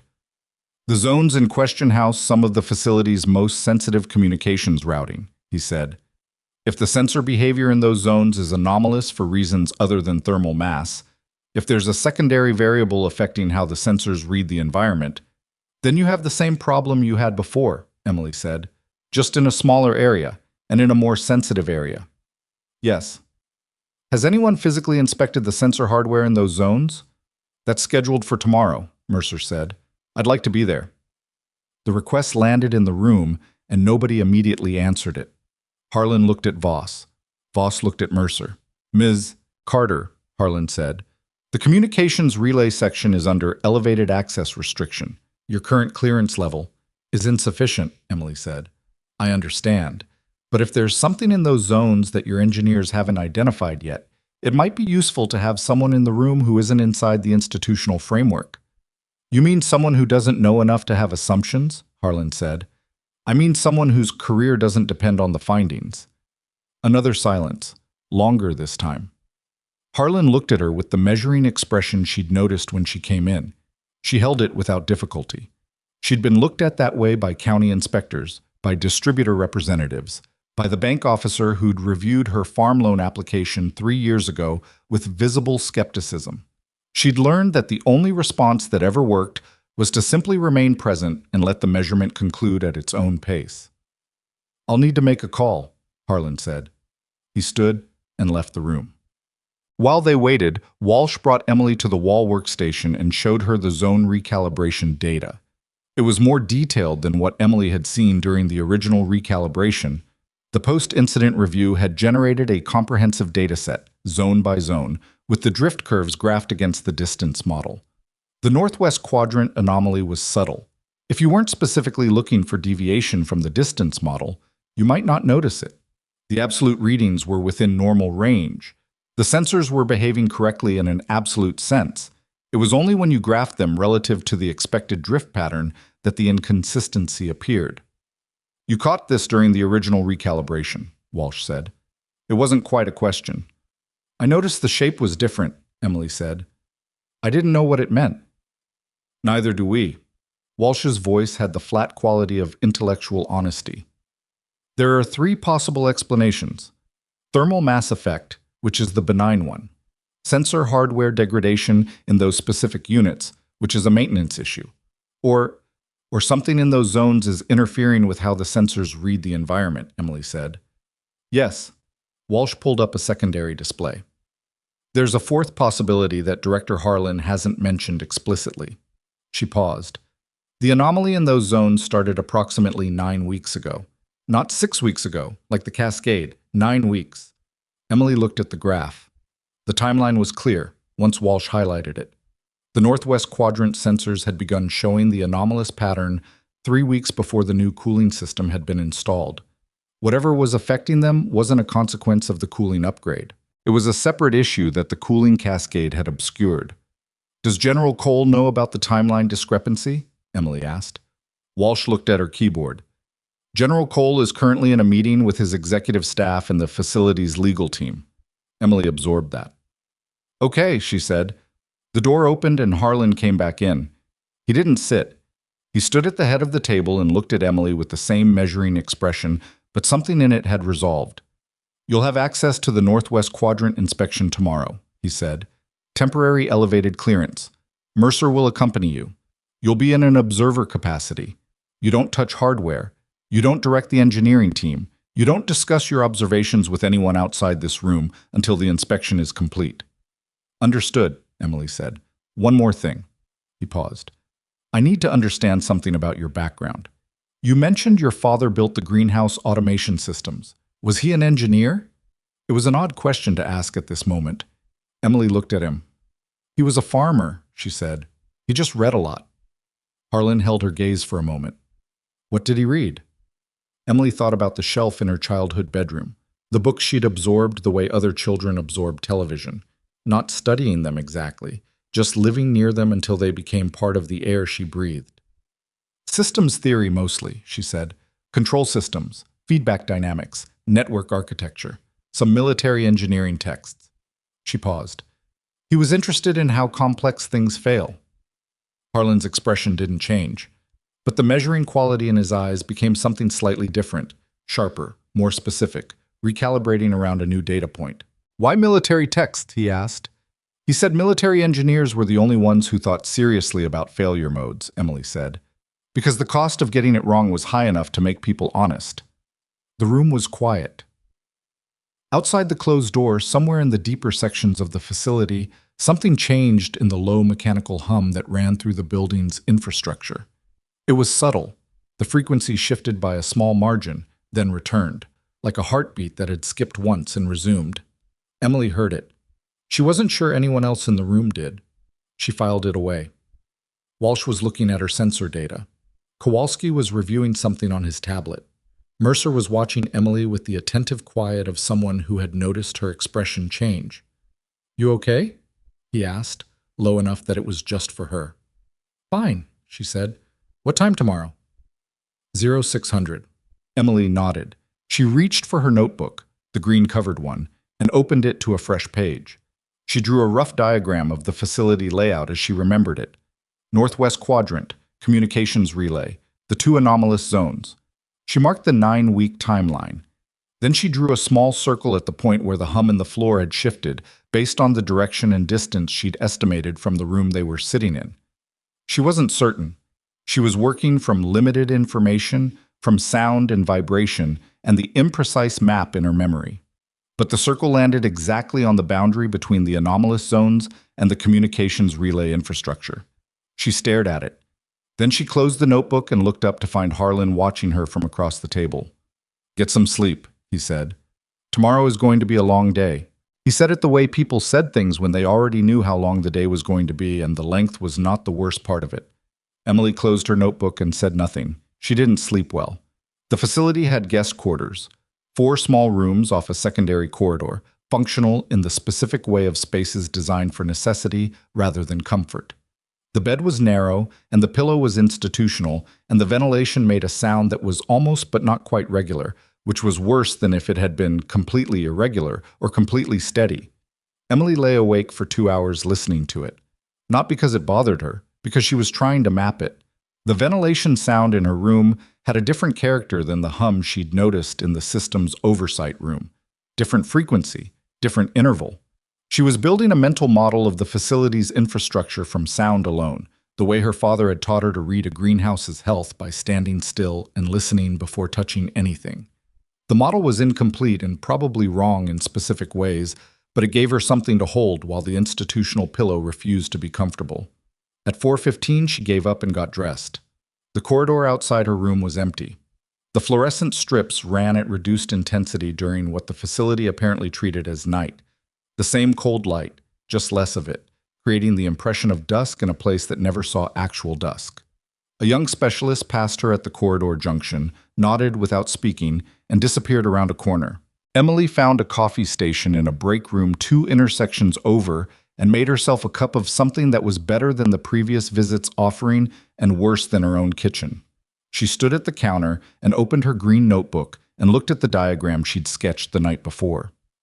The circle. The boundary between the anomalous zones and the communications relay. She'd drawn it from sound and memory, and it was probably imprecise by 20 feet in any direction, but the logic of it was sound. If something was introducing a secondary environmental variable into those zones, the effect would be strongest at the source and attenuate outward. The drift anomaly in the sensors suggested the effect was localized, not diffuse. She added 3 notes in the margin. Not conclusions. Mercer found her there at 5:40, already in full uniform, carrying his own coffee in a facility mug that had a small crack in the handle that had been repaired with what looked like clear nail polish. "You're up early," he said. "I didn't really go to sleep," she said. He looked at her notebook without reading it. "Thinking about the Northwest Quadrant? Thinking about what's in it?" Mercer sat on the counter across from her. Not at the table, on the counter, which she noted as a small act of informality that she hadn't seen from him before. He looked tired in a specific way, the kind of tired that came from being responsible for something and being uncertain whether you were doing it correctly. "Director Harlan made 2 more calls last night," he said. "After you went to the quarters." Emily waited. "The timeline discrepancy Walsh showed you, 9 weeks versus 6 weeks. Someone above Harlan's level is now aware of it." He paused. "The inspection this morning is no longer a maintenance review." "What is it?" Mercer looked at his coffee. "I don't have authorization to tell you more than that. I just want you to know the environment has changed since last night." Emily closed her notebook. "Is General Cole going to be there?" "No." "Why not?" Mercer looked at her steadily. "Because General Cole installed the new cooling system." The break room was very quiet for a moment. "The upgrade went through his office," Mercer said. "Standard infrastructure improvement, fully documented, fully approved. There's no suggestion of, 'It's not what you're thinking.'" "I'm not thinking anything yet," Emily said. "I'm asking questions." The cooling upgrade was legitimate, but the 9-week timeline means something started changing before the upgrade. The question is whether those 2 things are connected or whether they're coincidental. And General Cole, as the officer of record on the cooling upgrade, he's been asked to recuse from the inspection until that question is answered. Emily absorbed that. "He agreed to it?" she asked. "He requested it," Mercer said. "First thing this morning." She looked at him. He met her eyes. There was something in his expression that was not quite loyalty and not quite conflict. Something more complicated. The face of a person who respected 2 things that were currently in tension with each other. "He's a good officer," Mercer said. It came out quiet. Not defensive, just true, and he needed to say it once. Emily nodded. She believed him. She also understood that it didn't resolve anything. She picked up her coffee. 0600, she said. Yeah, Mercer said. Let's go. Chum. The northwest quadrant was different from the rest of the facility. She felt it before she saw it, a change in the air pressure as they passed through a second security checkpoint, a marginal cooling that suggested different climate management in this section, and a shift in the acoustic character of the space. The sounds here were more absorbed, less reflective. Acoustic dampening built into the walls, she guessed, for the communications infrastructure. The inspection team was already assembled at the entrance to Zone 11, the first of the two anomalous zones. 4 engineers, including Walsh and a man Emily hadn't met, 2 technicians with equipment cases, and a security specialist in full tactical kit standing at the entrance with an expression of professional neutrality. Harlan was there. He acknowledged Emily with a nod. Standing beside him was a woman who had not been in the oversight meeting the previous night. She was perhaps 60, compact, with silver hair cut practically short, and the kind of posture that suggested either military background or the kind of discipline that produced similar results. She wore civilian clothes and no badge. She was looking at Emily with an expression that was not measuring. It was already measured, and had been for some time. Emily didn't know who she was. She also understood that asking directly, in this moment, in front of this group, was not the right move. Harlan addressed the team. We're doing a full hardware inspection of zones 11 and 12. Physical sensor examination, connection point integrity, environmental reading verification. Walsh's lead on the technical assessment. I want eyes on everything. Mounts, cabling, junction points, any hardware that was installed or modified in the last 12 weeks. Walsh nodded. The technicians opened their equipment cases. The woman with silver hair said nothing. Emily stood slightly back from the group and watched. Zone 11 was a long rectangular room running parallel to what she'd been told was the primary communications relay vault. The walls were dense with mounted hardware, sensor clusters, junction boxes, cable management systems, and at regular intervals, monitoring units whose function she couldn't identify by appearance. The floor had raised access panels at 2-foot intervals. Walsh directed the inspection with the same methodical precision Emily had seen during the recalibration.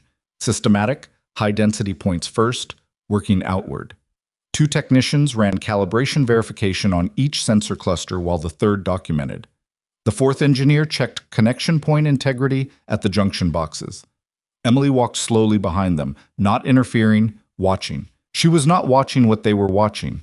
They were looking at the hardware, its condition, its connections, its calibration state.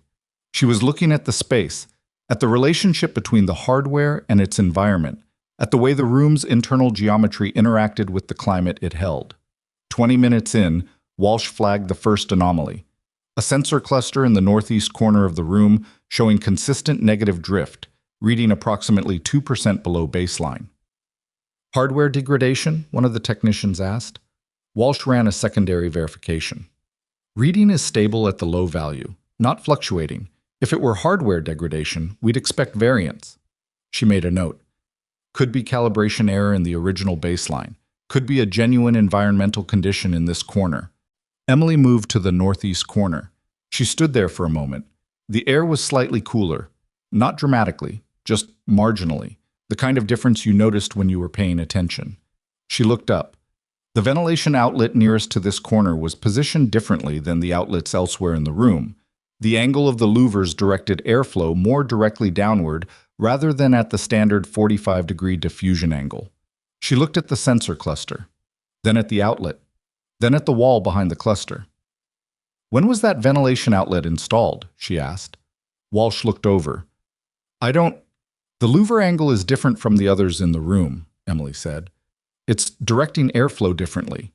If it was installed recently, it would change the local microclimate at this sensor position. One of the technicians pulled out a tablet and scrolled. Ventilation modification in this zone, 14 weeks ago. 14 weeks. 5 weeks before the 9-week timeline. Walsh was staring at the outlet. It would affect airflow distribution. The sensor baseline was set before the modification. She looked at Emily. The drift isn't the sensor, it's the environment the sensor is reading. Yes, Emily said. The silver-haired woman was standing at the entrance to the zone, watching Emily. She hadn't moved since they'd come in. Basset. Zone 12 was smaller than Zone 11, and it housed equipment that was visibly more sensitive, The hardware was newer, more densely packed, and two of the junction boxes had additional security locks that the technicians bypassed with specific key codes rather than standard access cards. This was where the second anomalous drift pattern was strongest. Walsh set up her calibration equipment at the primary sensor cluster, near the wall that shared a boundary with the communications relay vault. The readings she pulled matched what the historical data showed, sensors behaving normally in absolute terms, but anomalous relative to the distance model. The team worked through the zone systematically. Emily walked the perimeter. She moved slowly, running her fingers lightly along the wall surface, not looking for anything specific, just gathering information through touch, the way she did in the greenhouse when she was trying to understand a space before diagnosing it. The wall texture was uniform, temperature consistent, until it wasn't. Approximately 8 feet from the relay vault boundary, in a section of wall between two sensor clusters, the surface temperature changed. She almost missed it. It was 2, maybe 3 degrees cooler than the surrounding wall, a patch roughly 18 inches wide. She pressed her palm flat against it, definitely cooler. And beneath her palm, very faint, almost below the threshold of sensation, a vibration. Not the facility's standard infrastructure hum, a different frequency, more precise, more regular. "Walsh," she said. Her voice came out steady. She was working to keep it that way. Walsh looked over. "Can you bring a thermal sensor to this wall section?" Walsh crossed the room with her equipment, held the sensor against the wall where Emily indicated. "Read the output," said nothing for a moment, then, "There's a thermal differential." Her voice was careful. "The wall surface here is reading 3 degrees below the ambient temperature of the surrounding section. The rest of the wall is consistent?" Walsh ran the sensor along the adjacent sections. "Yes. Consistent within half a degree across the full perimeter except for this section." Harlan had moved from his position near the entrance. He was standing behind Walsh now, looking at the sensor reading. "What's on the other side of that wall?" Emily asked. "The relay vault boundary corridor," Mercer said. He was pulling up something on his tablet. "It's a maintenance access passage, approximately 3 feet wide, runs between Zone 12 and the outer relay vault wall." "Is it climate controlled?" "No, passive. Temperature tracks ambient facility baseline." "Then why is this wall section running 3 degrees below that baseline?" Emily asked. Nobody answered. Harlan turned to the security specialist who'd been standing at the zone entrance for the past 40 minutes.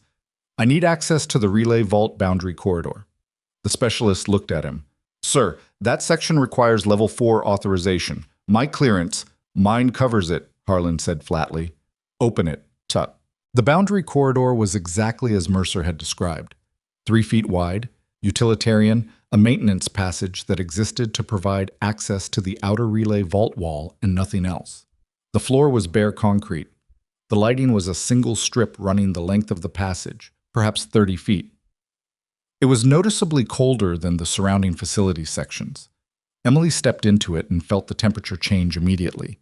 Not dramatic, but present. A consistent ambient reduction that shouldn't exist in a passive corridor tracking facility baseline. She looked at the walls, at the floor, at the ceiling. Walsh was beside her with the thermal sensor, running it along the inner wall, the one shared with Zone 12. The reading tracked the thermal differential they'd found on the Zone 12 side, confirming it was a genuine through-wall condition. Then Walsh moved the sensor to the outer wall, the relay vault side. "Harlan," she said. Her voice had changed. The careful professional control was still there, but something underneath it had tightened. Harlan stepped in. Walsh showed him the sensor reading on the outer wall. The relay vault side was running 8 degrees below ambient. Not 3. 8. "Something in the relay vault is cold," Emily said. "The relay vault operates at controlled temperature," Mercer said. "Standard climate management for sensitive electronics." "What's the standard operating temperature?" Mercer checked his tablet. 68 to 72 degrees Fahrenheit. Walsh read the thermal sensor. "The outer wall is reading 59 degrees. 9 degrees below the vault's own lower operating threshold." The silence that followed lasted about 4 seconds and felt longer. Harlan had his radio out. He spoke into it quietly. Too quietly for Emily to catch the words, but the tone was the specific register of someone transmitting information they had hoped not to have to transmit. The silver-haired woman appeared at the entrance to the boundary corridor. She looked at Harlan. He looked at her.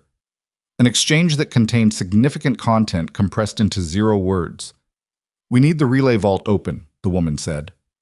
Not to Harlan, to the security specialist behind him. "Ma'am, I don't have—" "I do," she said. She produced a credentials wallet from her jacket pocket. The specialist looked at it. His expression did something complicated. "Yes, ma'am," he said. What they found in the relay vault took Emily a moment to understand, because she was seeing it without the context of knowing what it was supposed to look like. The vault was approximately 40 feet square, climate-controlled, or it had been. The primary cooling unit for the vault was a rack-mounted system along the east wall. It was running. Emily could hear it, but it was running at reduced capacity, and the reason was visible to anyone who looked at the east wall carefully. Someone had installed a secondary device between the primary cooling unit and the vault's main sensor array. It was not large, roughly the size of a hardback book, matte gray, mounted flush against the conduit housing in a way that would blend with the surrounding infrastructure to anyone doing a routine visual check. Walsh reached for it. "Don't touch it," Harlan said sharply. Walsh pulled her hand back. The silver-haired woman crouched beside the device and studied it from 4 inches away without touching it. Her face showed nothing. After perhaps 30 seconds, she stood. "It's a signal modulator," she said. "Modified commercial hardware. It's been intercepting the vault's temperature sensor outputs and substituting altered readings." Emily understood it immediately. The way a diagnosis resolved when all the evidence aligned into a single cause. The device was feeding the vault's climate management system false sensor data, making the system believe the vault temperature was within operating range when it was actually running cold. The cooling unit was underperforming because the management system thought it didn't need to work harder. The actual vault temperature had dropped 9 degrees below operating threshold. "How long has it been there?" Mercer asked. Based on the temperature differential and the capacity characteristics of the cooling unit, Walsh was already calculating. The vault has been running at this temperature for approximately 9 weeks. 9 weeks. Walsh said it and then stopped talking, and the number sat in the air of the cold vault like a physical object. The device had been installed 9 weeks ago. The sensor anomaly in zones 11 and 12 had started 9 weeks ago, because the device's electromagnetic signature was interfering with the adjacent environmental sensors through the shared wall, and that interference had been registering as anomalous drift in the facility's monitoring data. The cascade from the cooling system upgrade had buried it, overlapping with a different and far more deliberate problem. They'd solved the cascade and thought they were done. They hadn't been done. "Someone put this here," Emily said. It wasn't a question, but saying it out loud in the vault with the temperature reading 9 degrees wrong and the device sitting in the conduit housing where nobody had been looking made it real in a way it hadn't been 30 seconds ago. "Yes," the silver-haired woman said. "Someone with access to this vault." "Yes." Emily looked at Harlan. He was on his radio again, and this time he wasn't bothering to keep his voice down, and the words were coming fast and specific, and she caught enough of them to understand that the situation had crossed a threshold and was now a different kind of situation than it had been when they'd walked in this morning. Walsh was standing very still near the vault entrance, her calibration equipment hanging from one hand, looking at the device with the expression of someone who had just realized the problem they'd been solving was a symptom of a problem they hadn't known existed. Kowalski was in the doorway. He'd come into the relay vault behind the group and had been silent for the past several minutes, and now he was looking at Emily. "The cascade," he said slowly. "The cooling upgrade triggered the cascade 6 weeks ago, but this," he gestured at the device, "this was already here, and the cascade covered it. The cascade created noise in exactly the frequency range where this device's interference signature would have been detectable," Emily said. "When your engineering team was looking at the anomaly data during the cascade, they were seeing this and the cascade layered on top of each other. The cascade was louder. It was the thing they could diagnose, so they diagnosed it." "And we thought we were done," Walsh said. "And you were done," Emily said. "With the cascade. You were done with the cascade." Mercer had moved to stand beside her. His voice was low.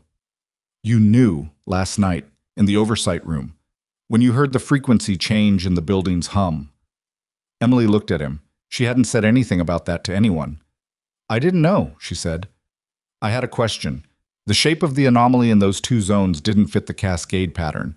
The timeline was wrong. There was something else. She paused. I just didn't know what. But you drew it, Mercer said. In your notebook. You drew the location. She had.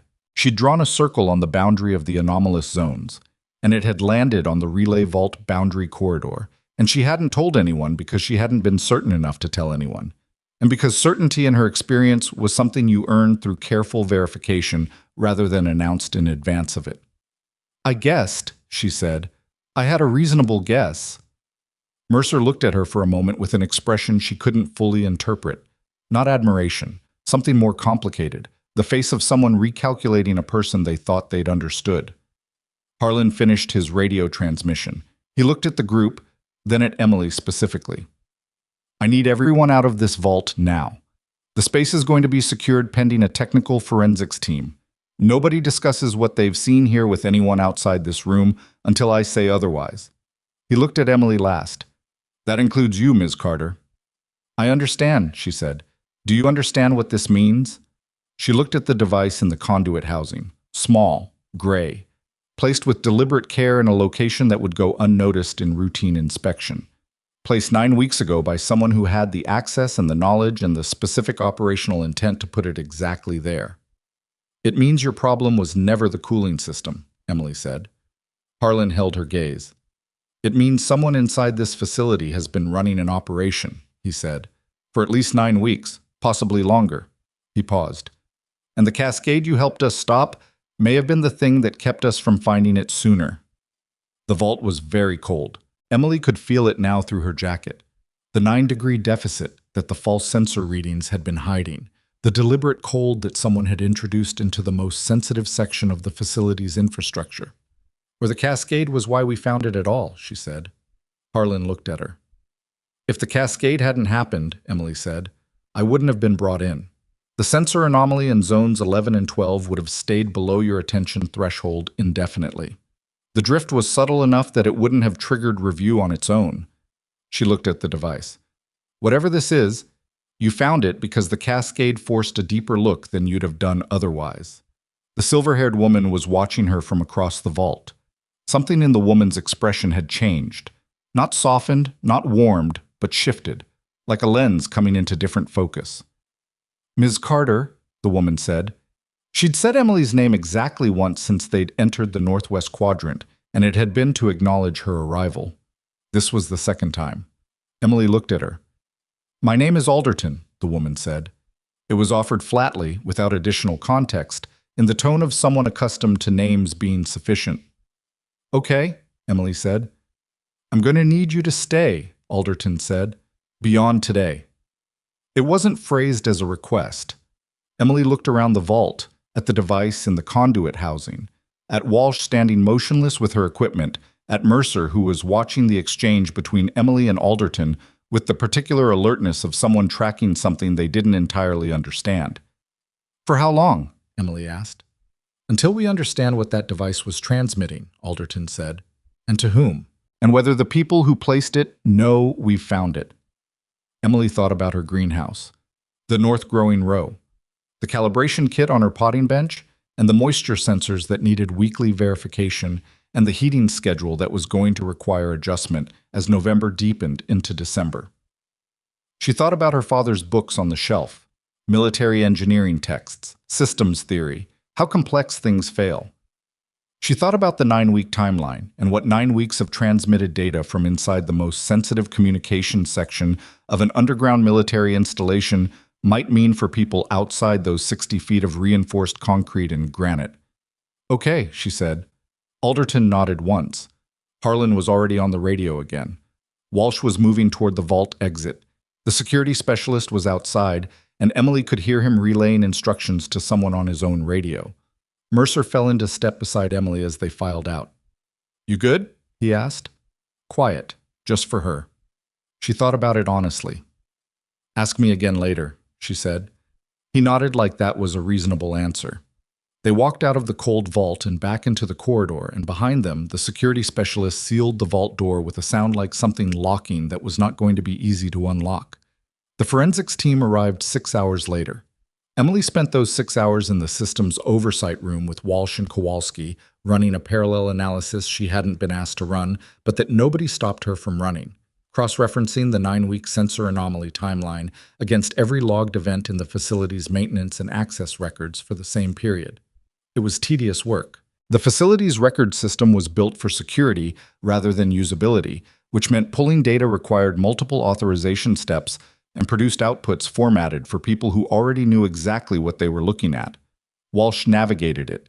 Emily sat beside her and asked questions, and Kowalski stood behind them both and said nothing for long stretches, and then occasionally said something precise and useful. What they found was not dramatic. Drama, in Emily's experience, was usually the product of looking at a complex problem from a distance. Up close, most bad things revealed themselves as a series of small, ordinary decisions that accumulated into a result nobody had intended to examine carefully. The Relay Vault boundary corridor had been accessed 11 times in the 9-week period. 3 of those accesses were logged maintenance visits with documented purposes. 8 were logged under a single access code belonging to a facility systems technician named Darren Price, who held a standard Level 2 clearance and whose official job function was environmental monitoring maintenance across the Northwest Quadrant.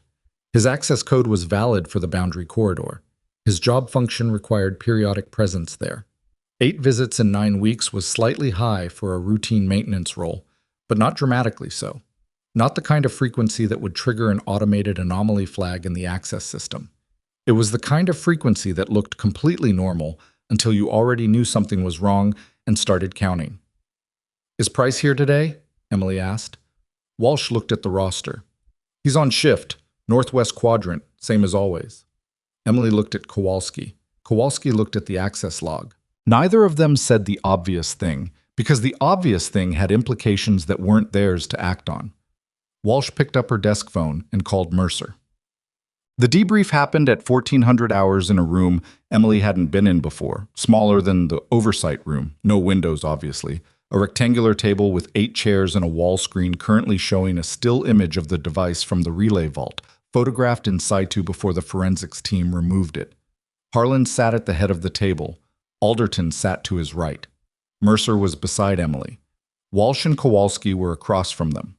2 people Emily didn't recognize, one in uniform, one not, occupied the far end of the table and didn't introduce themselves. General Cole was not there. The photograph on the wall screen was the first thing Harlan addressed. "The device has been identified as a modified commercial signal processor," he said. The modification was sophisticated, not something you build from instructions you find somewhere. The hardware was altered to perform 2 functions simultaneously. First, to intercept the vault's temperature sensor outputs and substitute false readings to the climate management system. Second, to capture and transmit data packets from the communications relay infrastructure. He let that sit for a moment. The transmission was low power and narrow band. It was designed to be indistinguishable from standard electromagnetic background noise in the facility's monitoring spectrum. The thermal effect, the cold signature we detected through the wall, was an unintended consequence of the device's power draw operating in a confined space over an extended period. "That's what gave it away," one of the strangers at the far end said. He had an accent Emily couldn't quite place, somewhere in the middle of the country, flattened by years of professional neutrality. "That's what gave it away," Harlan agreed. He looked at Emily briefly. "Because someone was paying attention to a 3-degree temperature differential in a wall." Nobody reacted to that. Emily didn't either. "What was it transmitting?" Mercer asked. "We don't know the full scope yet.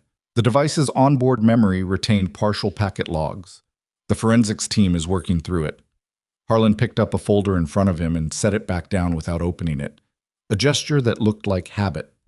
"What we know is that it was active, regular transmission intervals, consistent with a collection operation rather than a one-time data pull.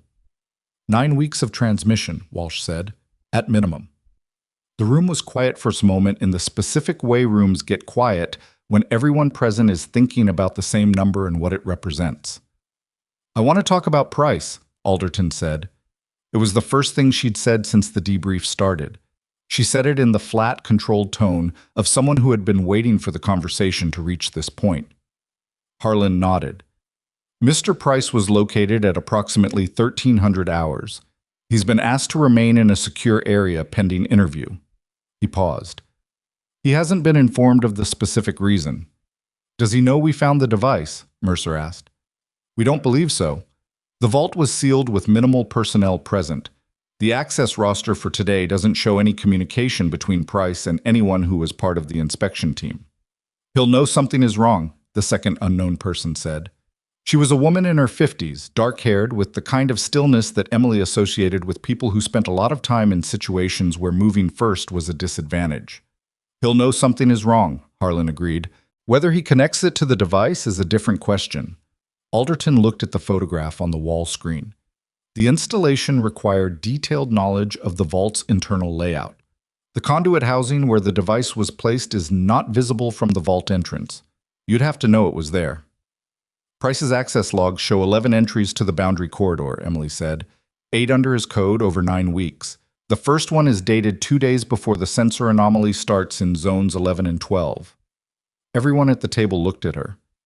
Walsh pulled the access records, Emily said. We ran the timeline this morning. Harlan looked at Walsh. Walsh confirmed it with a nod. We should have caught that, Kowalski said. It came out quiet. Not self-flagellating, just a straightforward acknowledgement of a gap, the same tone he'd used when he recognized the cascade analysis error. The frequency wasn't anomalous on its own, Emily said. 8 visits in 9 weeks for someone whose job requires that section. It only looks wrong in context. Everything looks wrong in context, the flat-accented man said. Once you already know something is wrong. That's not useful, Alderton said to him. Not harshly, just precisely. He looked at his folder. Harlan turned back to Emily. I want to discuss your methodology this morning, specifically the thermal detection. Emily waited. You identified a 3-degree wall surface differential by touch, Harlan said. In a room where the ambient temperature was already below standard facility baseline due to the vault's cooling effect on adjacent spaces. That's a small signal to isolate in a noisy thermal environment. I work with temperature-sensitive systems, Emily said. Detecting small variations is a basic skill. In a greenhouse. In any system where temperature matters. She paused. My hands are calibrated to roughly half a degree of accuracy after 12 years of doing this. That's not remarkable. Any grower who manages precision climate control develops the same sensitivity. Harlan looked at her with the measuring expression she'd come to recognize. Ms. Carter, I've been doing this work for 23 years. I've worked with systems analysts, engineers, intelligence professionals, forensic specialists. I have not encountered many people who walk into a room they've never seen before and locate a concealed device by feeling a wall. I didn't know I was locating a device, Emily said. I was following a temperature anomaly. You drew the location in your notebook the night before. I drew a circle that turned out to be approximately correct. I was guessing at a source location based on sound and what I knew about how interference patterns attenuate. She looked at him steadily. I want to be precise about this. I made a reasonable inference from available data. I didn't have foreknowledge of anything. The room was very still. She understood what he was asking, underneath the methodology discussion. She'd understood it since the moment he'd asked about her father the previous night. She understood it now more clearly than she had then. He was trying to determine whether she was what she appeared to be. My father's name was James Carter, she said. He was born in Denton, Montana, in 1959. He farmed and he read books, and he died of a cardiac event when I was 21. He had no military service, no government employment, no security clearance of any kind. She paused. He taught me how to listen to systems. That's the entirety of what you're looking for. Harlan held her gaze for several seconds. I'm not questioning your integrity, he said. I know, Emily said. You're doing your job. It's a reasonable question. Alderton made a small sound. Not quite a laugh, more like the vocal equivalent of an acknowledgement. She was looking at Emily with the different focus expression from the vault. Director Harlan's job requires him to ask reasonable questions about everyone in a room where a security breach has been identified, Alderton said, including the outside consultant who happened to locate the breach. I understand, Emily said. Do you understand why that creates a complicated position for you? Emily looked at her. I found something that someone tried very hard to make unfindable. That either means I'm observant or I'm involved. And if I were involved, I wouldn't have flagged the location to the team. I would have stayed quiet and let the inspection miss it. Unless flagging it was the operational play, the flat-accented man said. Then what was the operational objective? Emily asked him. I've been in this facility for less than 48 hours on my second visit. I have no access to classified infrastructure, no knowledge of what the communications relay contains, no ongoing relationship with anyone here except Captain Mercer and the engineering team. If I'm an operational asset, I'm the least efficient one anyone has ever deployed. The flat-accented man looked at his folder again. Mercer, beside her, said nothing, but his left hand, resting on the table, had shifted slightly. A small, barely visible movement that she read as the physical equivalent of having her back. Harlan looked at the photograph on the wall screen, then at Emily. Nobody in this room believes you're operationally involved, he said. I want that stated clearly. He glanced at the flat-accented man with an expression that communicated something terse and conclusive. The questions are due diligence. They're done. He moved on. The immediate priority is the Price interview. Secondary priority is determining the transmission scope. What data was captured over 9 weeks and where it went? He paused.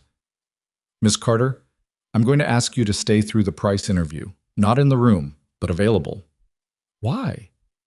Because your pattern recognition is better than anything I have sitting in this building right now, and I don't know what's going to come out of that interview. He said it without decoration, without softening, just a flat assessment. I'm a greenhouse farmer, Emily said. Yes, Harlan said. You keep saying that, and you keep finding things my specialists missed. He closed the folder in front of him. I'm not asking you to do intelligence work.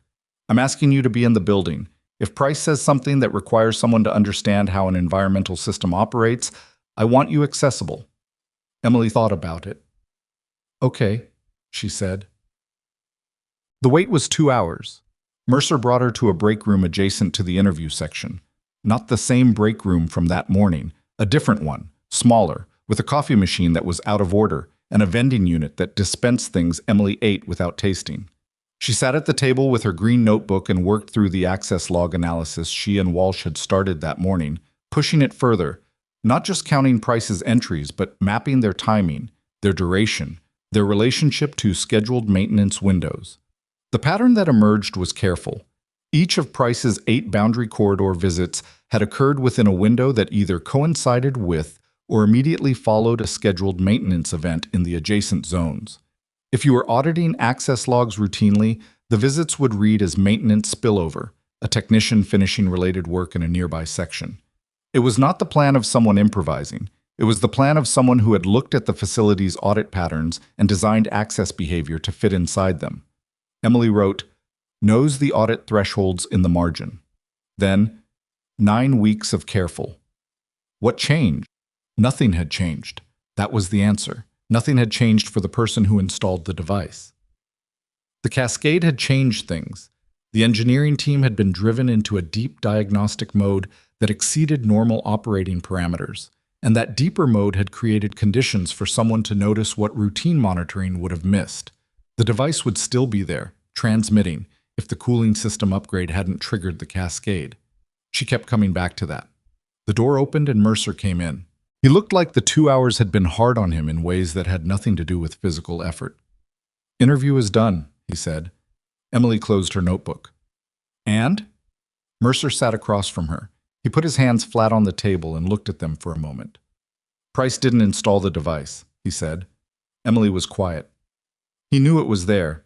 He's been maintaining access to the boundary corridor to monitor the device's operational status, checking the indicator lights, confirming power draw on the conduit was within normal range. But he didn't build it, and he didn't install it. Mercer looked up.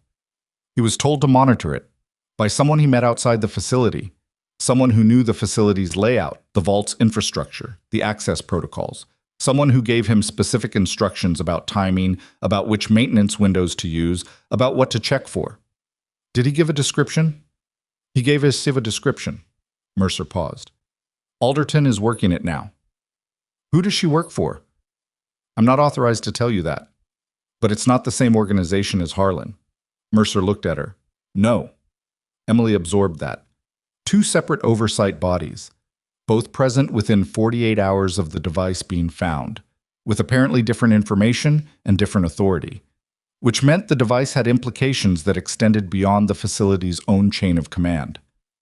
The person who gave Price instructions, Emily said, did they have inside knowledge of this facility?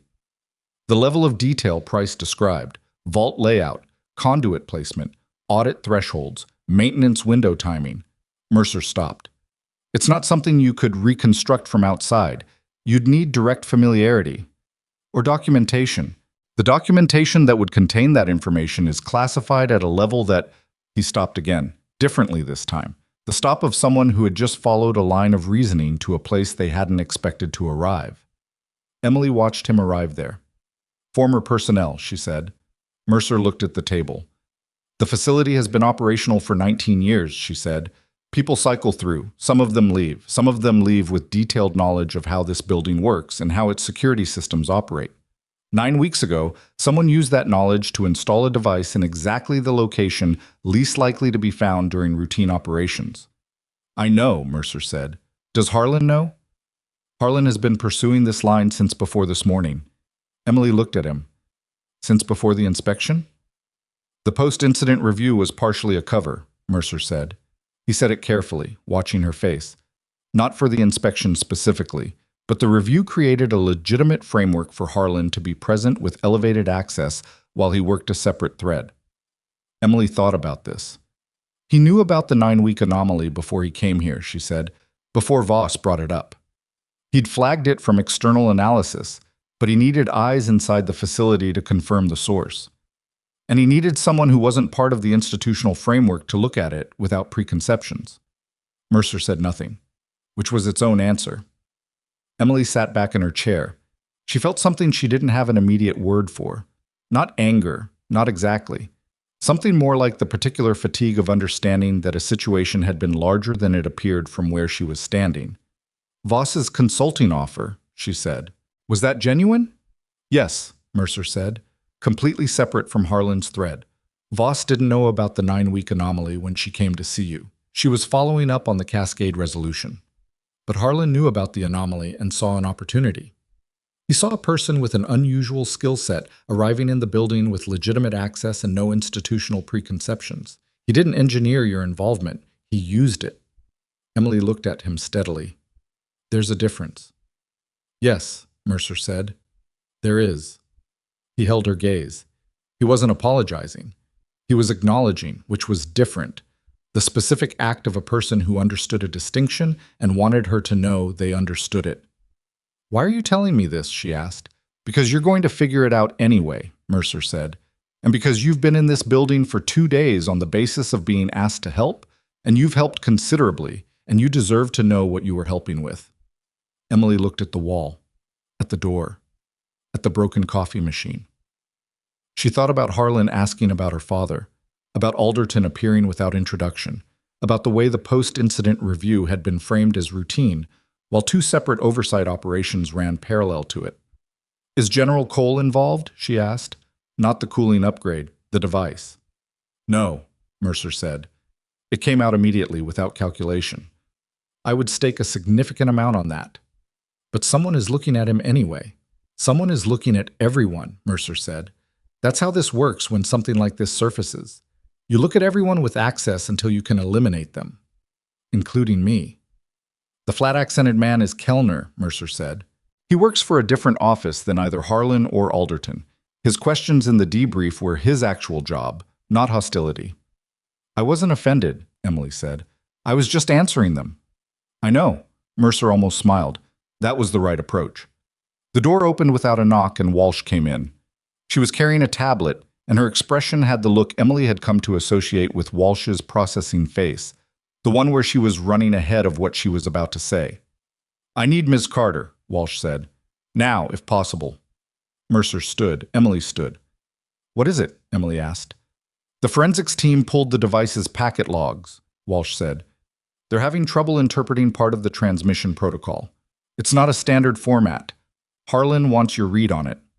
I don't know transmission protocols, Emily said. He knows, Walsh said. He wants you to look at the pattern anyway. The forensics team had set up in a room adjacent to the relay vault, close enough that Emily could feel the temperature differential from the still cold vault through the shared wall when she stood near it. The team lead was a woman named Breckenridge who spoke in technical shorthand and moved between screens with the efficiency of someone who had spent a long time doing this work in high-pressure situations. She acknowledged Emily with a nod that communicated neither warmth nor hostility, just the practical acknowledgement of a new variable in the work environment.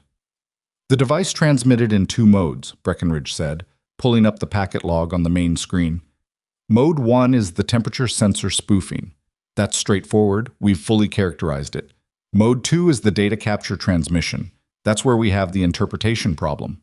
The screen showed a visualization of the transmission packets, timing, size, interval. Emily looked at it. "What's the problem?" Mercer asked. "The transmission interval isn't constant," Breckenridge said. "It varies. In most collection operations, you see regular intervals. The device transmits on a clock. This one's irregular. The intervals change, but they're not random. There's a pattern, we just can't identify what it maps to." Emily was looking at the visualization. The intervals were irregular, that was true, but they weren't arbitrary. She could see structure in them.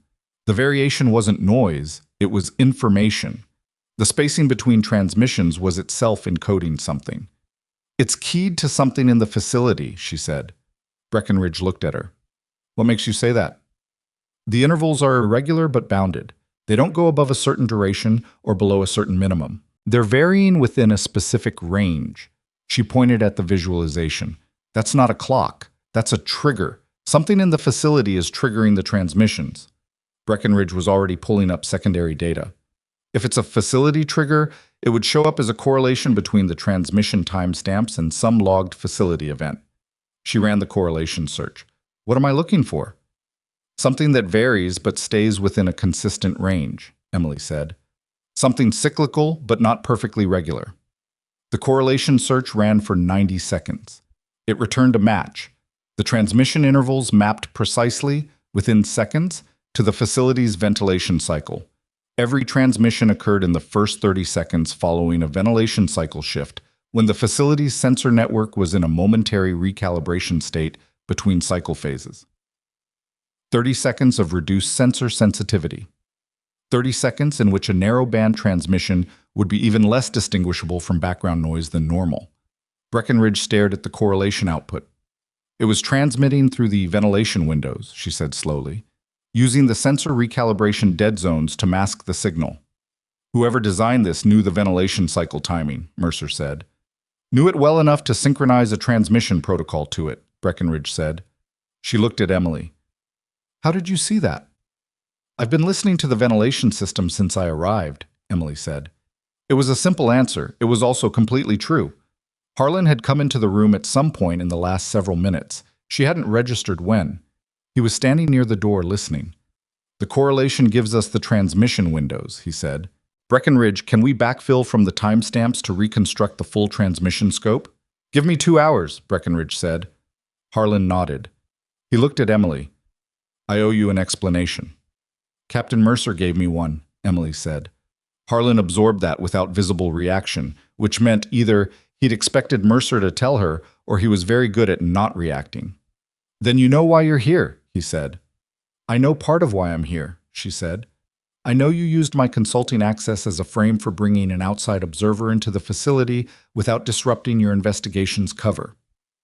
I know the post-incident review was partly genuine and partly operational infrastructure. I don't know how much of the original consulting offer was coordinated with your timeline." "None of it," Harlan said. "Voss's offer was completely independent. I became aware of it after she made it and recognized the operational utility." He paused. "I could tell you I would have found another way to get an outside observer into the facility if you hadn't been available. I don't know if that's true." Emily looked at him. "The Cascade gave you the cover you needed to introduce a review process," she said. "And the review process gave you the cover to bring in an outside consultant, and the outside consultant ended up locating the device." "Yes." "You're going to want to put that in a report somewhere as a planned intelligence methodology," she said. And it wasn't. It was a Cascade failure and a greenhouse farmer who couldn't stop looking at the shape of things. Something shifted in Harlan's expression. The professional neutrality stayed intact, but something underneath it moved. A brief, involuntary acknowledgement of something genuine. "I know," he said. "Then tell me what you actually need from me now." He was quiet for a moment. Behind them, Breckenridge and her team were working, and the room had the focused energy of people in the middle of something they could see the shape of now. "The transmission recipient," Harlan said. "The device sent data somewhere. When Breckenridge reconstructs the transmission scope, we're going to have a picture of what was transmitted. We're going to have the exit vector. What we're going to struggle with is understanding how the recipient used what they received, whether the data was operational, whether it's been acted on, whether whatever the device was feeding outward has already produced consequences we're not aware of." "That's not a systems analysis problem," Emily said. "That's an intelligence problem." "The two overlap here." He paused. "The communications relay infrastructure in that vault, the data the device was positioned to capture. It's environmental monitoring data for external satellite relay systems. Not the communications content, the operational parameters, temperature tolerances, processing load cycles, calibration states." Emily understood it. "Someone wanted to know when the relay systems were running at reduced sensitivity," she said. "The same principle as the ventilation windows. Find the moments when the facility's external monitoring is degraded and use them." "Use them for what?" Mercer asked. "For transmitting something they didn't want monitored," Emily said. "From outside the facility, through the relay system's degraded window, to somewhere else." The room was quiet for a moment. "The device wasn't just collecting," Harlan said. "You're saying it was providing targeting data for a separate operation." "I'm saying that's what the data profile suggests," Emily said. "Environmental monitoring parameters for a satellite relay system, synchronized to transmission through sensor dead zones. That's not reconnaissance data. That's operational intelligence for timing a communication." Harlan looked at the screen, at the transmission correlation visualization. He looked like a man who had found the answer to a question and immediately wanted to unfind it. "Breckenridge," he said. "Still 2 hours," she said without looking up. "Make it 90 minutes. Breckenridge said nothing to that, which was probably its own form of negotiation. Mercer touched Emily's arm. Light, brief. She turned. He was looking at her with an expression she recognized from the first time she'd walked into his orbit in the chaos of the Cascade crisis. The look of someone making a rapid assessment and arriving at a conclusion they hadn't anticipated. "You need to eat something," he said. "Real food, not that." He gestured at the vending unit debris on the nearby counter. "There's a cafeteria section, 20 minutes. It was the most human thing anyone had said to her in the past several hours. "Yeah," she said. "Okay." They left the forensics room together, and behind them Harlan was already on his radio, and Breckenridge's team was accelerating, and the transmission correlation was sitting on the screen like a map to somewhere nobody wanted to go, but everyone needed to understand. The corridor outside was warmer than the forensics room had been. Emily registered it the way she registered all temperature changes now, automatically, without deciding to. "The ventilation cycle here," she said as they walked. "It shifted last night, around 2 in the morning. I heard it from the quarters." Mercer glanced at her. "Is that relevant?" "Probably not," Emily said. "I just noticed those things now." She'd noticed it at 2 in the morning and filed it away, and now she was walking toward a cafeteria in a military installation 60 feet underground, and the ventilation was cycling through its regular shift. And somewhere in the northwest quadrant, a sealed relay vault was 3 degrees warmer than it had been that morning, and a forensics team was reconstructing 9 weeks of transmissions that had been timed to the exact moments when nobody was paying attention. Her father's voice, clear and unhurried. "The machine is trying to tell you. You just have to stop talking long enough to hear it." She'd been hearing it since she walked into this building. She just hadn't known yet what it was trying to say. The cafeteria was nearly empty at that hour. 2 specialists at a corner table eating in the focused silence of people on short breaks. A cook visible through the service window doing something with a sheet pan that produced a smell Emily registered as institutional but not unpleasant. Fluorescent light, same as everywhere in the facility, but the ceiling was higher here, and the light felt less compressed. Mercer brought 2 trays without asking her what she wanted, and set one in front of her and sat across the table. The food was unremarkable, the kind of meal designed to provide calories and nothing else. Emily ate it steadily and without complaint because her body had been running on bad coffee and vending machine debris for most of the day, and it needed something actual. They didn't talk for the first several minutes. It was comfortable silence, which surprised her. She didn't usually find silence comfortable with people she'd known for less than a week. But Mercer had a quality she'd noticed from the first day in the maintenance corridor. He didn't fill space with words when he didn't have something to say, which made the words he did say easier to trust. "How are you actually doing?" he asked. When he'd said it before, in the relay vault, it had been operational. This version was different. Emily thought about it honestly. "I feel like I've been doing a puzzle for 3 days, and every time I finish a section, it turns out to be the corner of a bigger puzzle I didn't know existed." "That's accurate," Mercer said. "It's also, I don't know. I keep thinking about my greenhouse." "You want to go home?"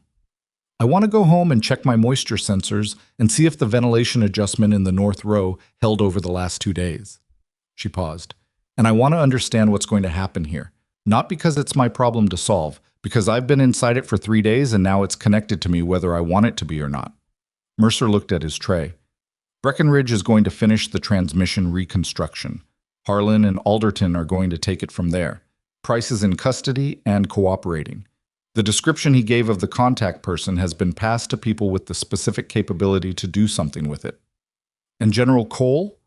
Mercer was quiet for a moment. "He's been cleared of operational involvement," he said, "formally as of 2 hours ago. The cooling upgrade was exactly what it appeared to be. He requested recusal and cooperated fully with the review." Another pause. "He's not in a good place, even being cleared. When something like this happens on your watch, in your facility, you carry it. That's how he's built." Emily thought about the general in the receiving bay 3 days ago. The practiced handshake, the careful dismissal in his tone when he'd looked at her rubber boots, the specific way his expression had changed in the command center when the correlation appeared on Kowalski's screen and he could no longer defend the position he'd been holding. He wasn't a bad man. He was a man who had built his understanding of the world around a set of tools that were genuinely excellent within their domain, and who had encountered something those tools weren't designed to see. "He should talk to his engineers," Emily said. Mercer looked at her. "Not about the investigation," she said, "about the cascade, about the post-incident review, about what Walsh found when she ran the zone differential analysis, and what Kowalski did when he rebuilt the protocol." She picked up her coffee. Real coffee this time, from the cafeteria line, something that actually tasted like coffee. "They did good work. It got buried under everything that came after. He should know they did good work." Mercer looked at her for a long moment. "I'll tell him." "Don't tell him from me," she said. "Just tell him." Breckenridge's 2 hours became 2.5. Emily spent them in the system's oversight room, not because anyone asked her to, but because Walsh was there and the work Walsh was doing. A comprehensive mapping of the facility's sensor vulnerability profile, zone by zone, based on everything they'd learned from both the cascade and the device, was the kind of work Emily could contribute to usefully. They didn't talk much while they worked.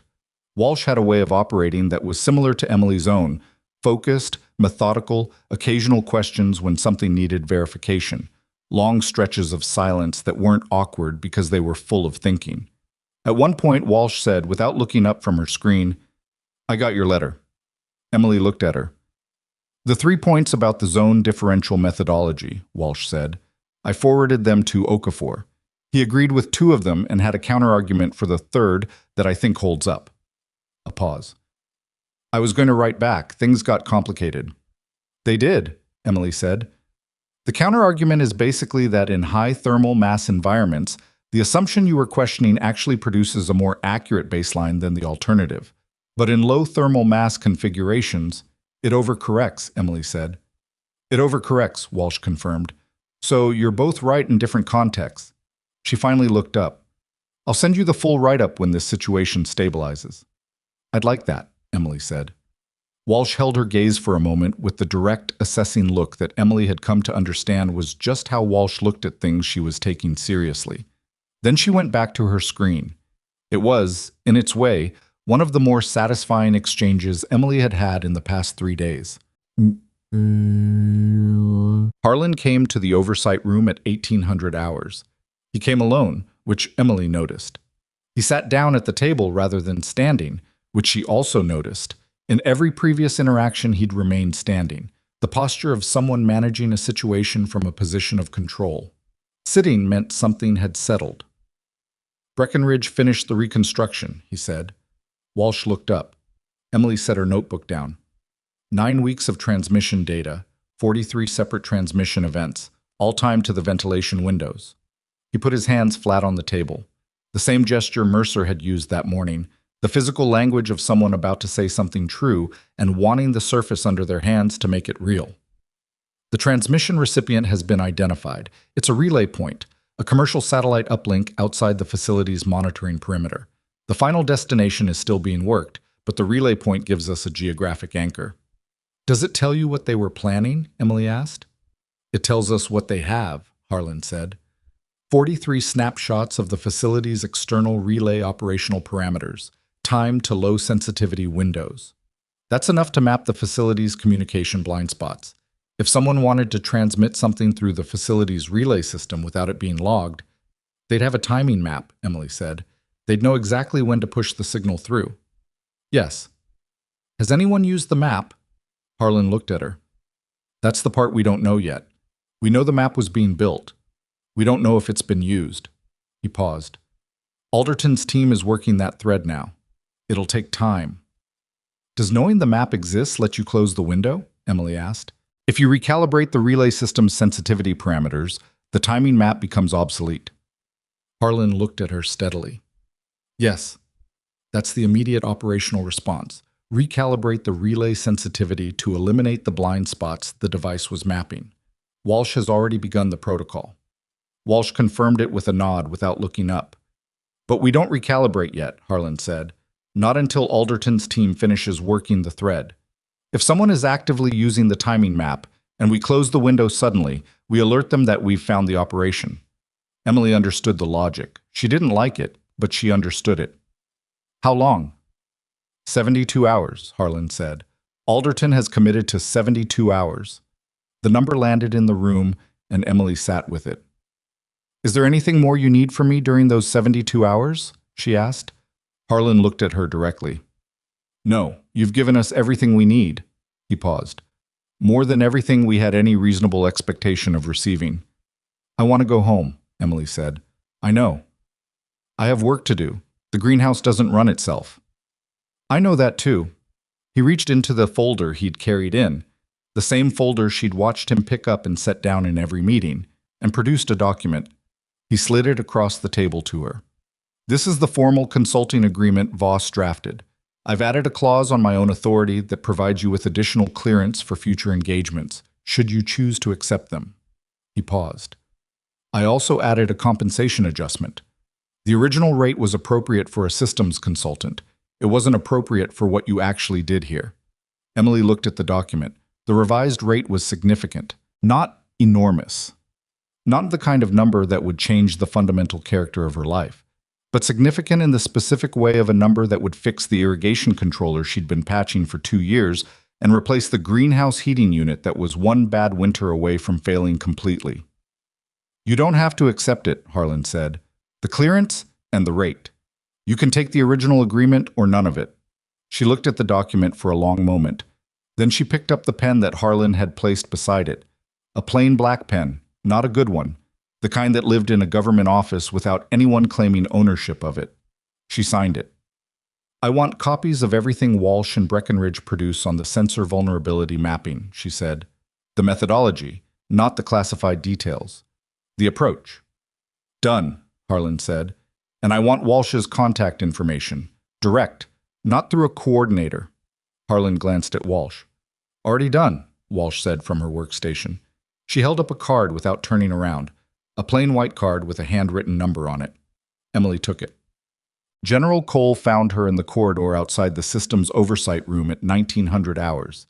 She was standing near the wall with her bag over her shoulder, packed, ready, waiting for the transport confirmation that Mercer had said would take 20 minutes. Cole came down the corridor alone in a uniform that was slightly less immaculate than it had been on every previous encounter, which was the most human she'd ever seen him look. He stopped in front of her. Miss Carter, he said. General? He was quiet for a moment. She'd come to understand that his silences were different from Mercer's. Where Mercer's silence was comfortable and inhabited, Cole's were the silences of a man working through something in real time, while the outside of him maintained military composure. "I owe you an apology," he said. "You apologized when I was leaving the first time," Emily said. "That apology was for the reception you received when you arrived." He looked at her steadily. "This one is different. When you told me your machines were showing me the problem but not the cause, I had already decided you weren't qualified to say that. I'd made that decision before you finished your first sentence." He paused.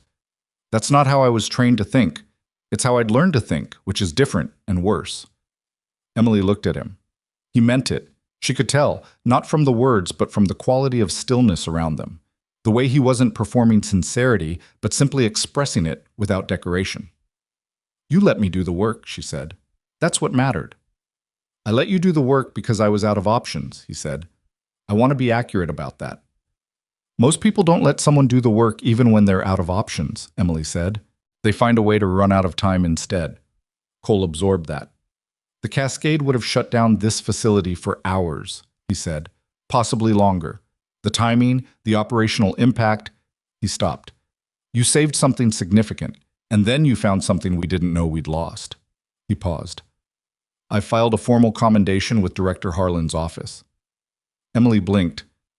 I don't need a commendation." "I know you don't need it," Cole said. "I needed to file it. There's a difference." He extended his hand. "When this situation is fully resolved, I'd like to bring you back to meet the engineering team properly, not as a crisis resource, as a colleague." Emily shook his hand. His grip was still practiced, but it was also different now, the same way it had been different after the Cascade resolution, except this time the difference went deeper, reached something more fundamental than professional acknowledgement. "Tell them they did good work on the zone differential recalibration," she said. Cole looked at her. Slight confusion. "The Cascade post-incident work," she said. "Walsh and Okafor especially. The methodology they developed was genuinely good. Tell them that specifically." He held her gaze for a moment with an expression she couldn't fully categorize, something that was close to the look of a man who had learned something he should have known for a long time. "I will," he said. He nodded once and walked back down the corridor the way he'd come, and Emily watched him go and thought that he would probably spend the next several months reassessing assumptions he'd held for decades, and that this would be uncomfortable, and that it would make him better at his job, and that he was the kind of person who would do it properly rather than finding a way to avoid it. She respected him for that. She hadn't expected to. Mercer walked her to the transport. The same tunnel as before, the same fluorescent strips, the same 4-minute drive to the underground receiving bay. This time the ride was in a smaller vehicle, just the two of them, and a driver who hadn't introduced himself and showed no signs of planning to. "The ventilation in the northwest quadrant," Emily said as they drove. "The louver angle in Zone 11 that was affecting the corner sensor. That should be on the remediation list." "Walsh has it," Mercer said. "There was also a junction box in the Zone 12 perimeter sweep that had a connection point with early oxidation. Not critical, but in 6 months it'll be a maintenance issue." "I'll note it." "And the boundary corridor access protocol?" "Emily." She stopped. Mercer was looking at her sideways in the vehicle's low light with an expression that was somewhere between exasperated and fond, which she gathered was the expression he made when he thought something was simultaneously unnecessary and also completely characteristic. "We have it," he said. "Walsh has a list. Kowalski has a separate list. Breckenridge has a third list. The facility is going to be doing maintenance reviews for the next 6 months based on what happened this week." "Good," she said. "You can stop now." She looked out the window at the tunnel wall passing by. "I'm not sure I know how." "I know," Mercer said. "That's probably why you're good at it." The vehicle stopped at the receiving bay. She got out. Mercer got out with her and walked her to the ramp where the surface transport was waiting, different from the vehicle that had brought her. Smaller, less government official, something that would read on the Blackstone Mountain Road as unremarkable. They stood at the bottom of the ramp for a moment. "The consulting agreement gives you my direct line," Mercer said. "Not for facility business, just in general." Emily looked at him. "In case you have questions," he said, "or in case we do." She understood he meant both things simultaneously and was letting her decide which one to take. "Okay," she said. She held out her hand. He shook it, the same quick, practical grip as the first time, already moving on. Except this time neither of them was actually moving on, and they both knew it. "Take care of your greenhouse," he said. "Take care of your facility," she said. She walked up the ramp into the November night. But the Blackstone Mountains at night were the same as they'd been 3 days ago. Dark, cold, indifferent to everything that had happened beneath them. The stars were out. The road was empty in both directions. The transport's headlights cut a narrow corridor through the dark, and Emily sat in the back seat and watched the mountains become smaller behind them and the road unreal ahead.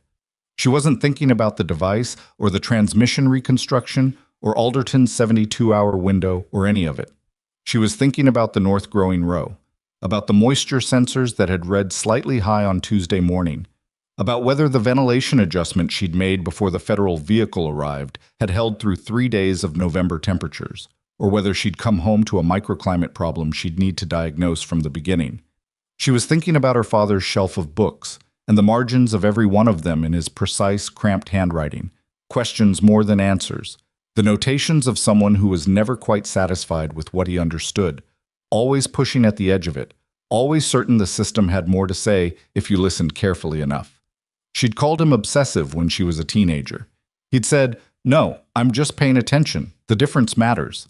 She'd thought he was wrong about that distinction for a long time. She understood now he'd been precisely right. The transport turned onto the main road and accelerated, and the mountains receded into the dark behind her. And somewhere 60 feet beneath them, a facility ran its systems through the night. Sensor networks calibrated, ventilation cycling, the relay vault warming slowly back toward its operating range, all of it carrying on without her, the way complex things carry on when someone has finally helped them understand themselves. She pulled out her green notebook and turned to a fresh page, started writing notes, not about Iron Valley, about the North Growing Row, about the louver angle adjustment and the moisture sensor array and the calibration schedule she'd need to accelerate for December, about the heating unit that was going to need replacement before February and the irrigation controller she could finally fix properly, about the zone differential methodology Walsh had sent her and the 3 places she thought it could be improved for low thermal mass environments, and the letter she was going to write back. She wrote until the mountains were gone and the valley road had become the county road, and the county road had become the approach to Willow Creek. And by the time the transport turned onto her farm road, she had 4 pages of notes and the outline of 3 separate maintenance projects that she was genuinely looking forward to. The farmhouse was dark. The greenhouse was lit from inside. The automated grow lights running on their schedule, indifferent to her absence, doing their work because she'd set them up correctly and they didn't need her to watch them every second. She stood outside for a moment after the transport left, in the cold November air, looking at the greenhouse. Warm light through glass. 47 variables running in their interdependencies, each one affecting the others, the whole system breathing. She'd been gone 3 days and it was fine. She went inside, changed her clothes, made actual coffee in her actual kitchen, and was in the North Growing Row by 9:15 with her calibration kit and her notebook in her hands that could feel half a degree of variance in either direction. The moisture sensors were reading correctly. The ventilation adjustment had held. The microclimate in the North Row was stable, even, exactly what she'd been trying to achieve when the federal vehicle had turned up her gravel road. She stood in the middle of the greenhouse with coffee going cold in her hand and listened to the ventilation system cycling through its regular pattern. The same pattern she'd been listening to all her life, so familiar it had become part of the sound of her own thinking. And she thought about a cold vault and a 3-degree differential and a gray device the size of a hardback book, and about Walsh writing counterarguments in the margins of a technical methodology, and about a general who had filed a commendation he needed to file, and about a man in an underground receiving bay who had given her his direct line in case she had questions. She thought about all of it, and it was strange and large and not entirely finished, and she was going to carry it the way you carry things that have changed you. Not heavily, not lightly, but honestly, the weight of it exactly what it was. Then she picked up her calibration kit and got back to work. Because the system didn't stop communicating just because you'd stopped listening, and she'd learned too well what happened when nobody paid attention. She wasn't going to make that mistake. To everyone watching this, wherever you are in the world tonight, the most valuable skill you will ever develop is the ability to stop and listen to what a situation is actually telling you instead of what you already decided to hear. The most dangerous assumption is that the people closest to a problem understand it best. Sometimes it takes someone with muddy boots and fresh eyes to see what everyone else stopped looking for. Stay curious. Pay attention. The thing you're missing is usually right there, waiting for someone to finally be quiet enough to find it.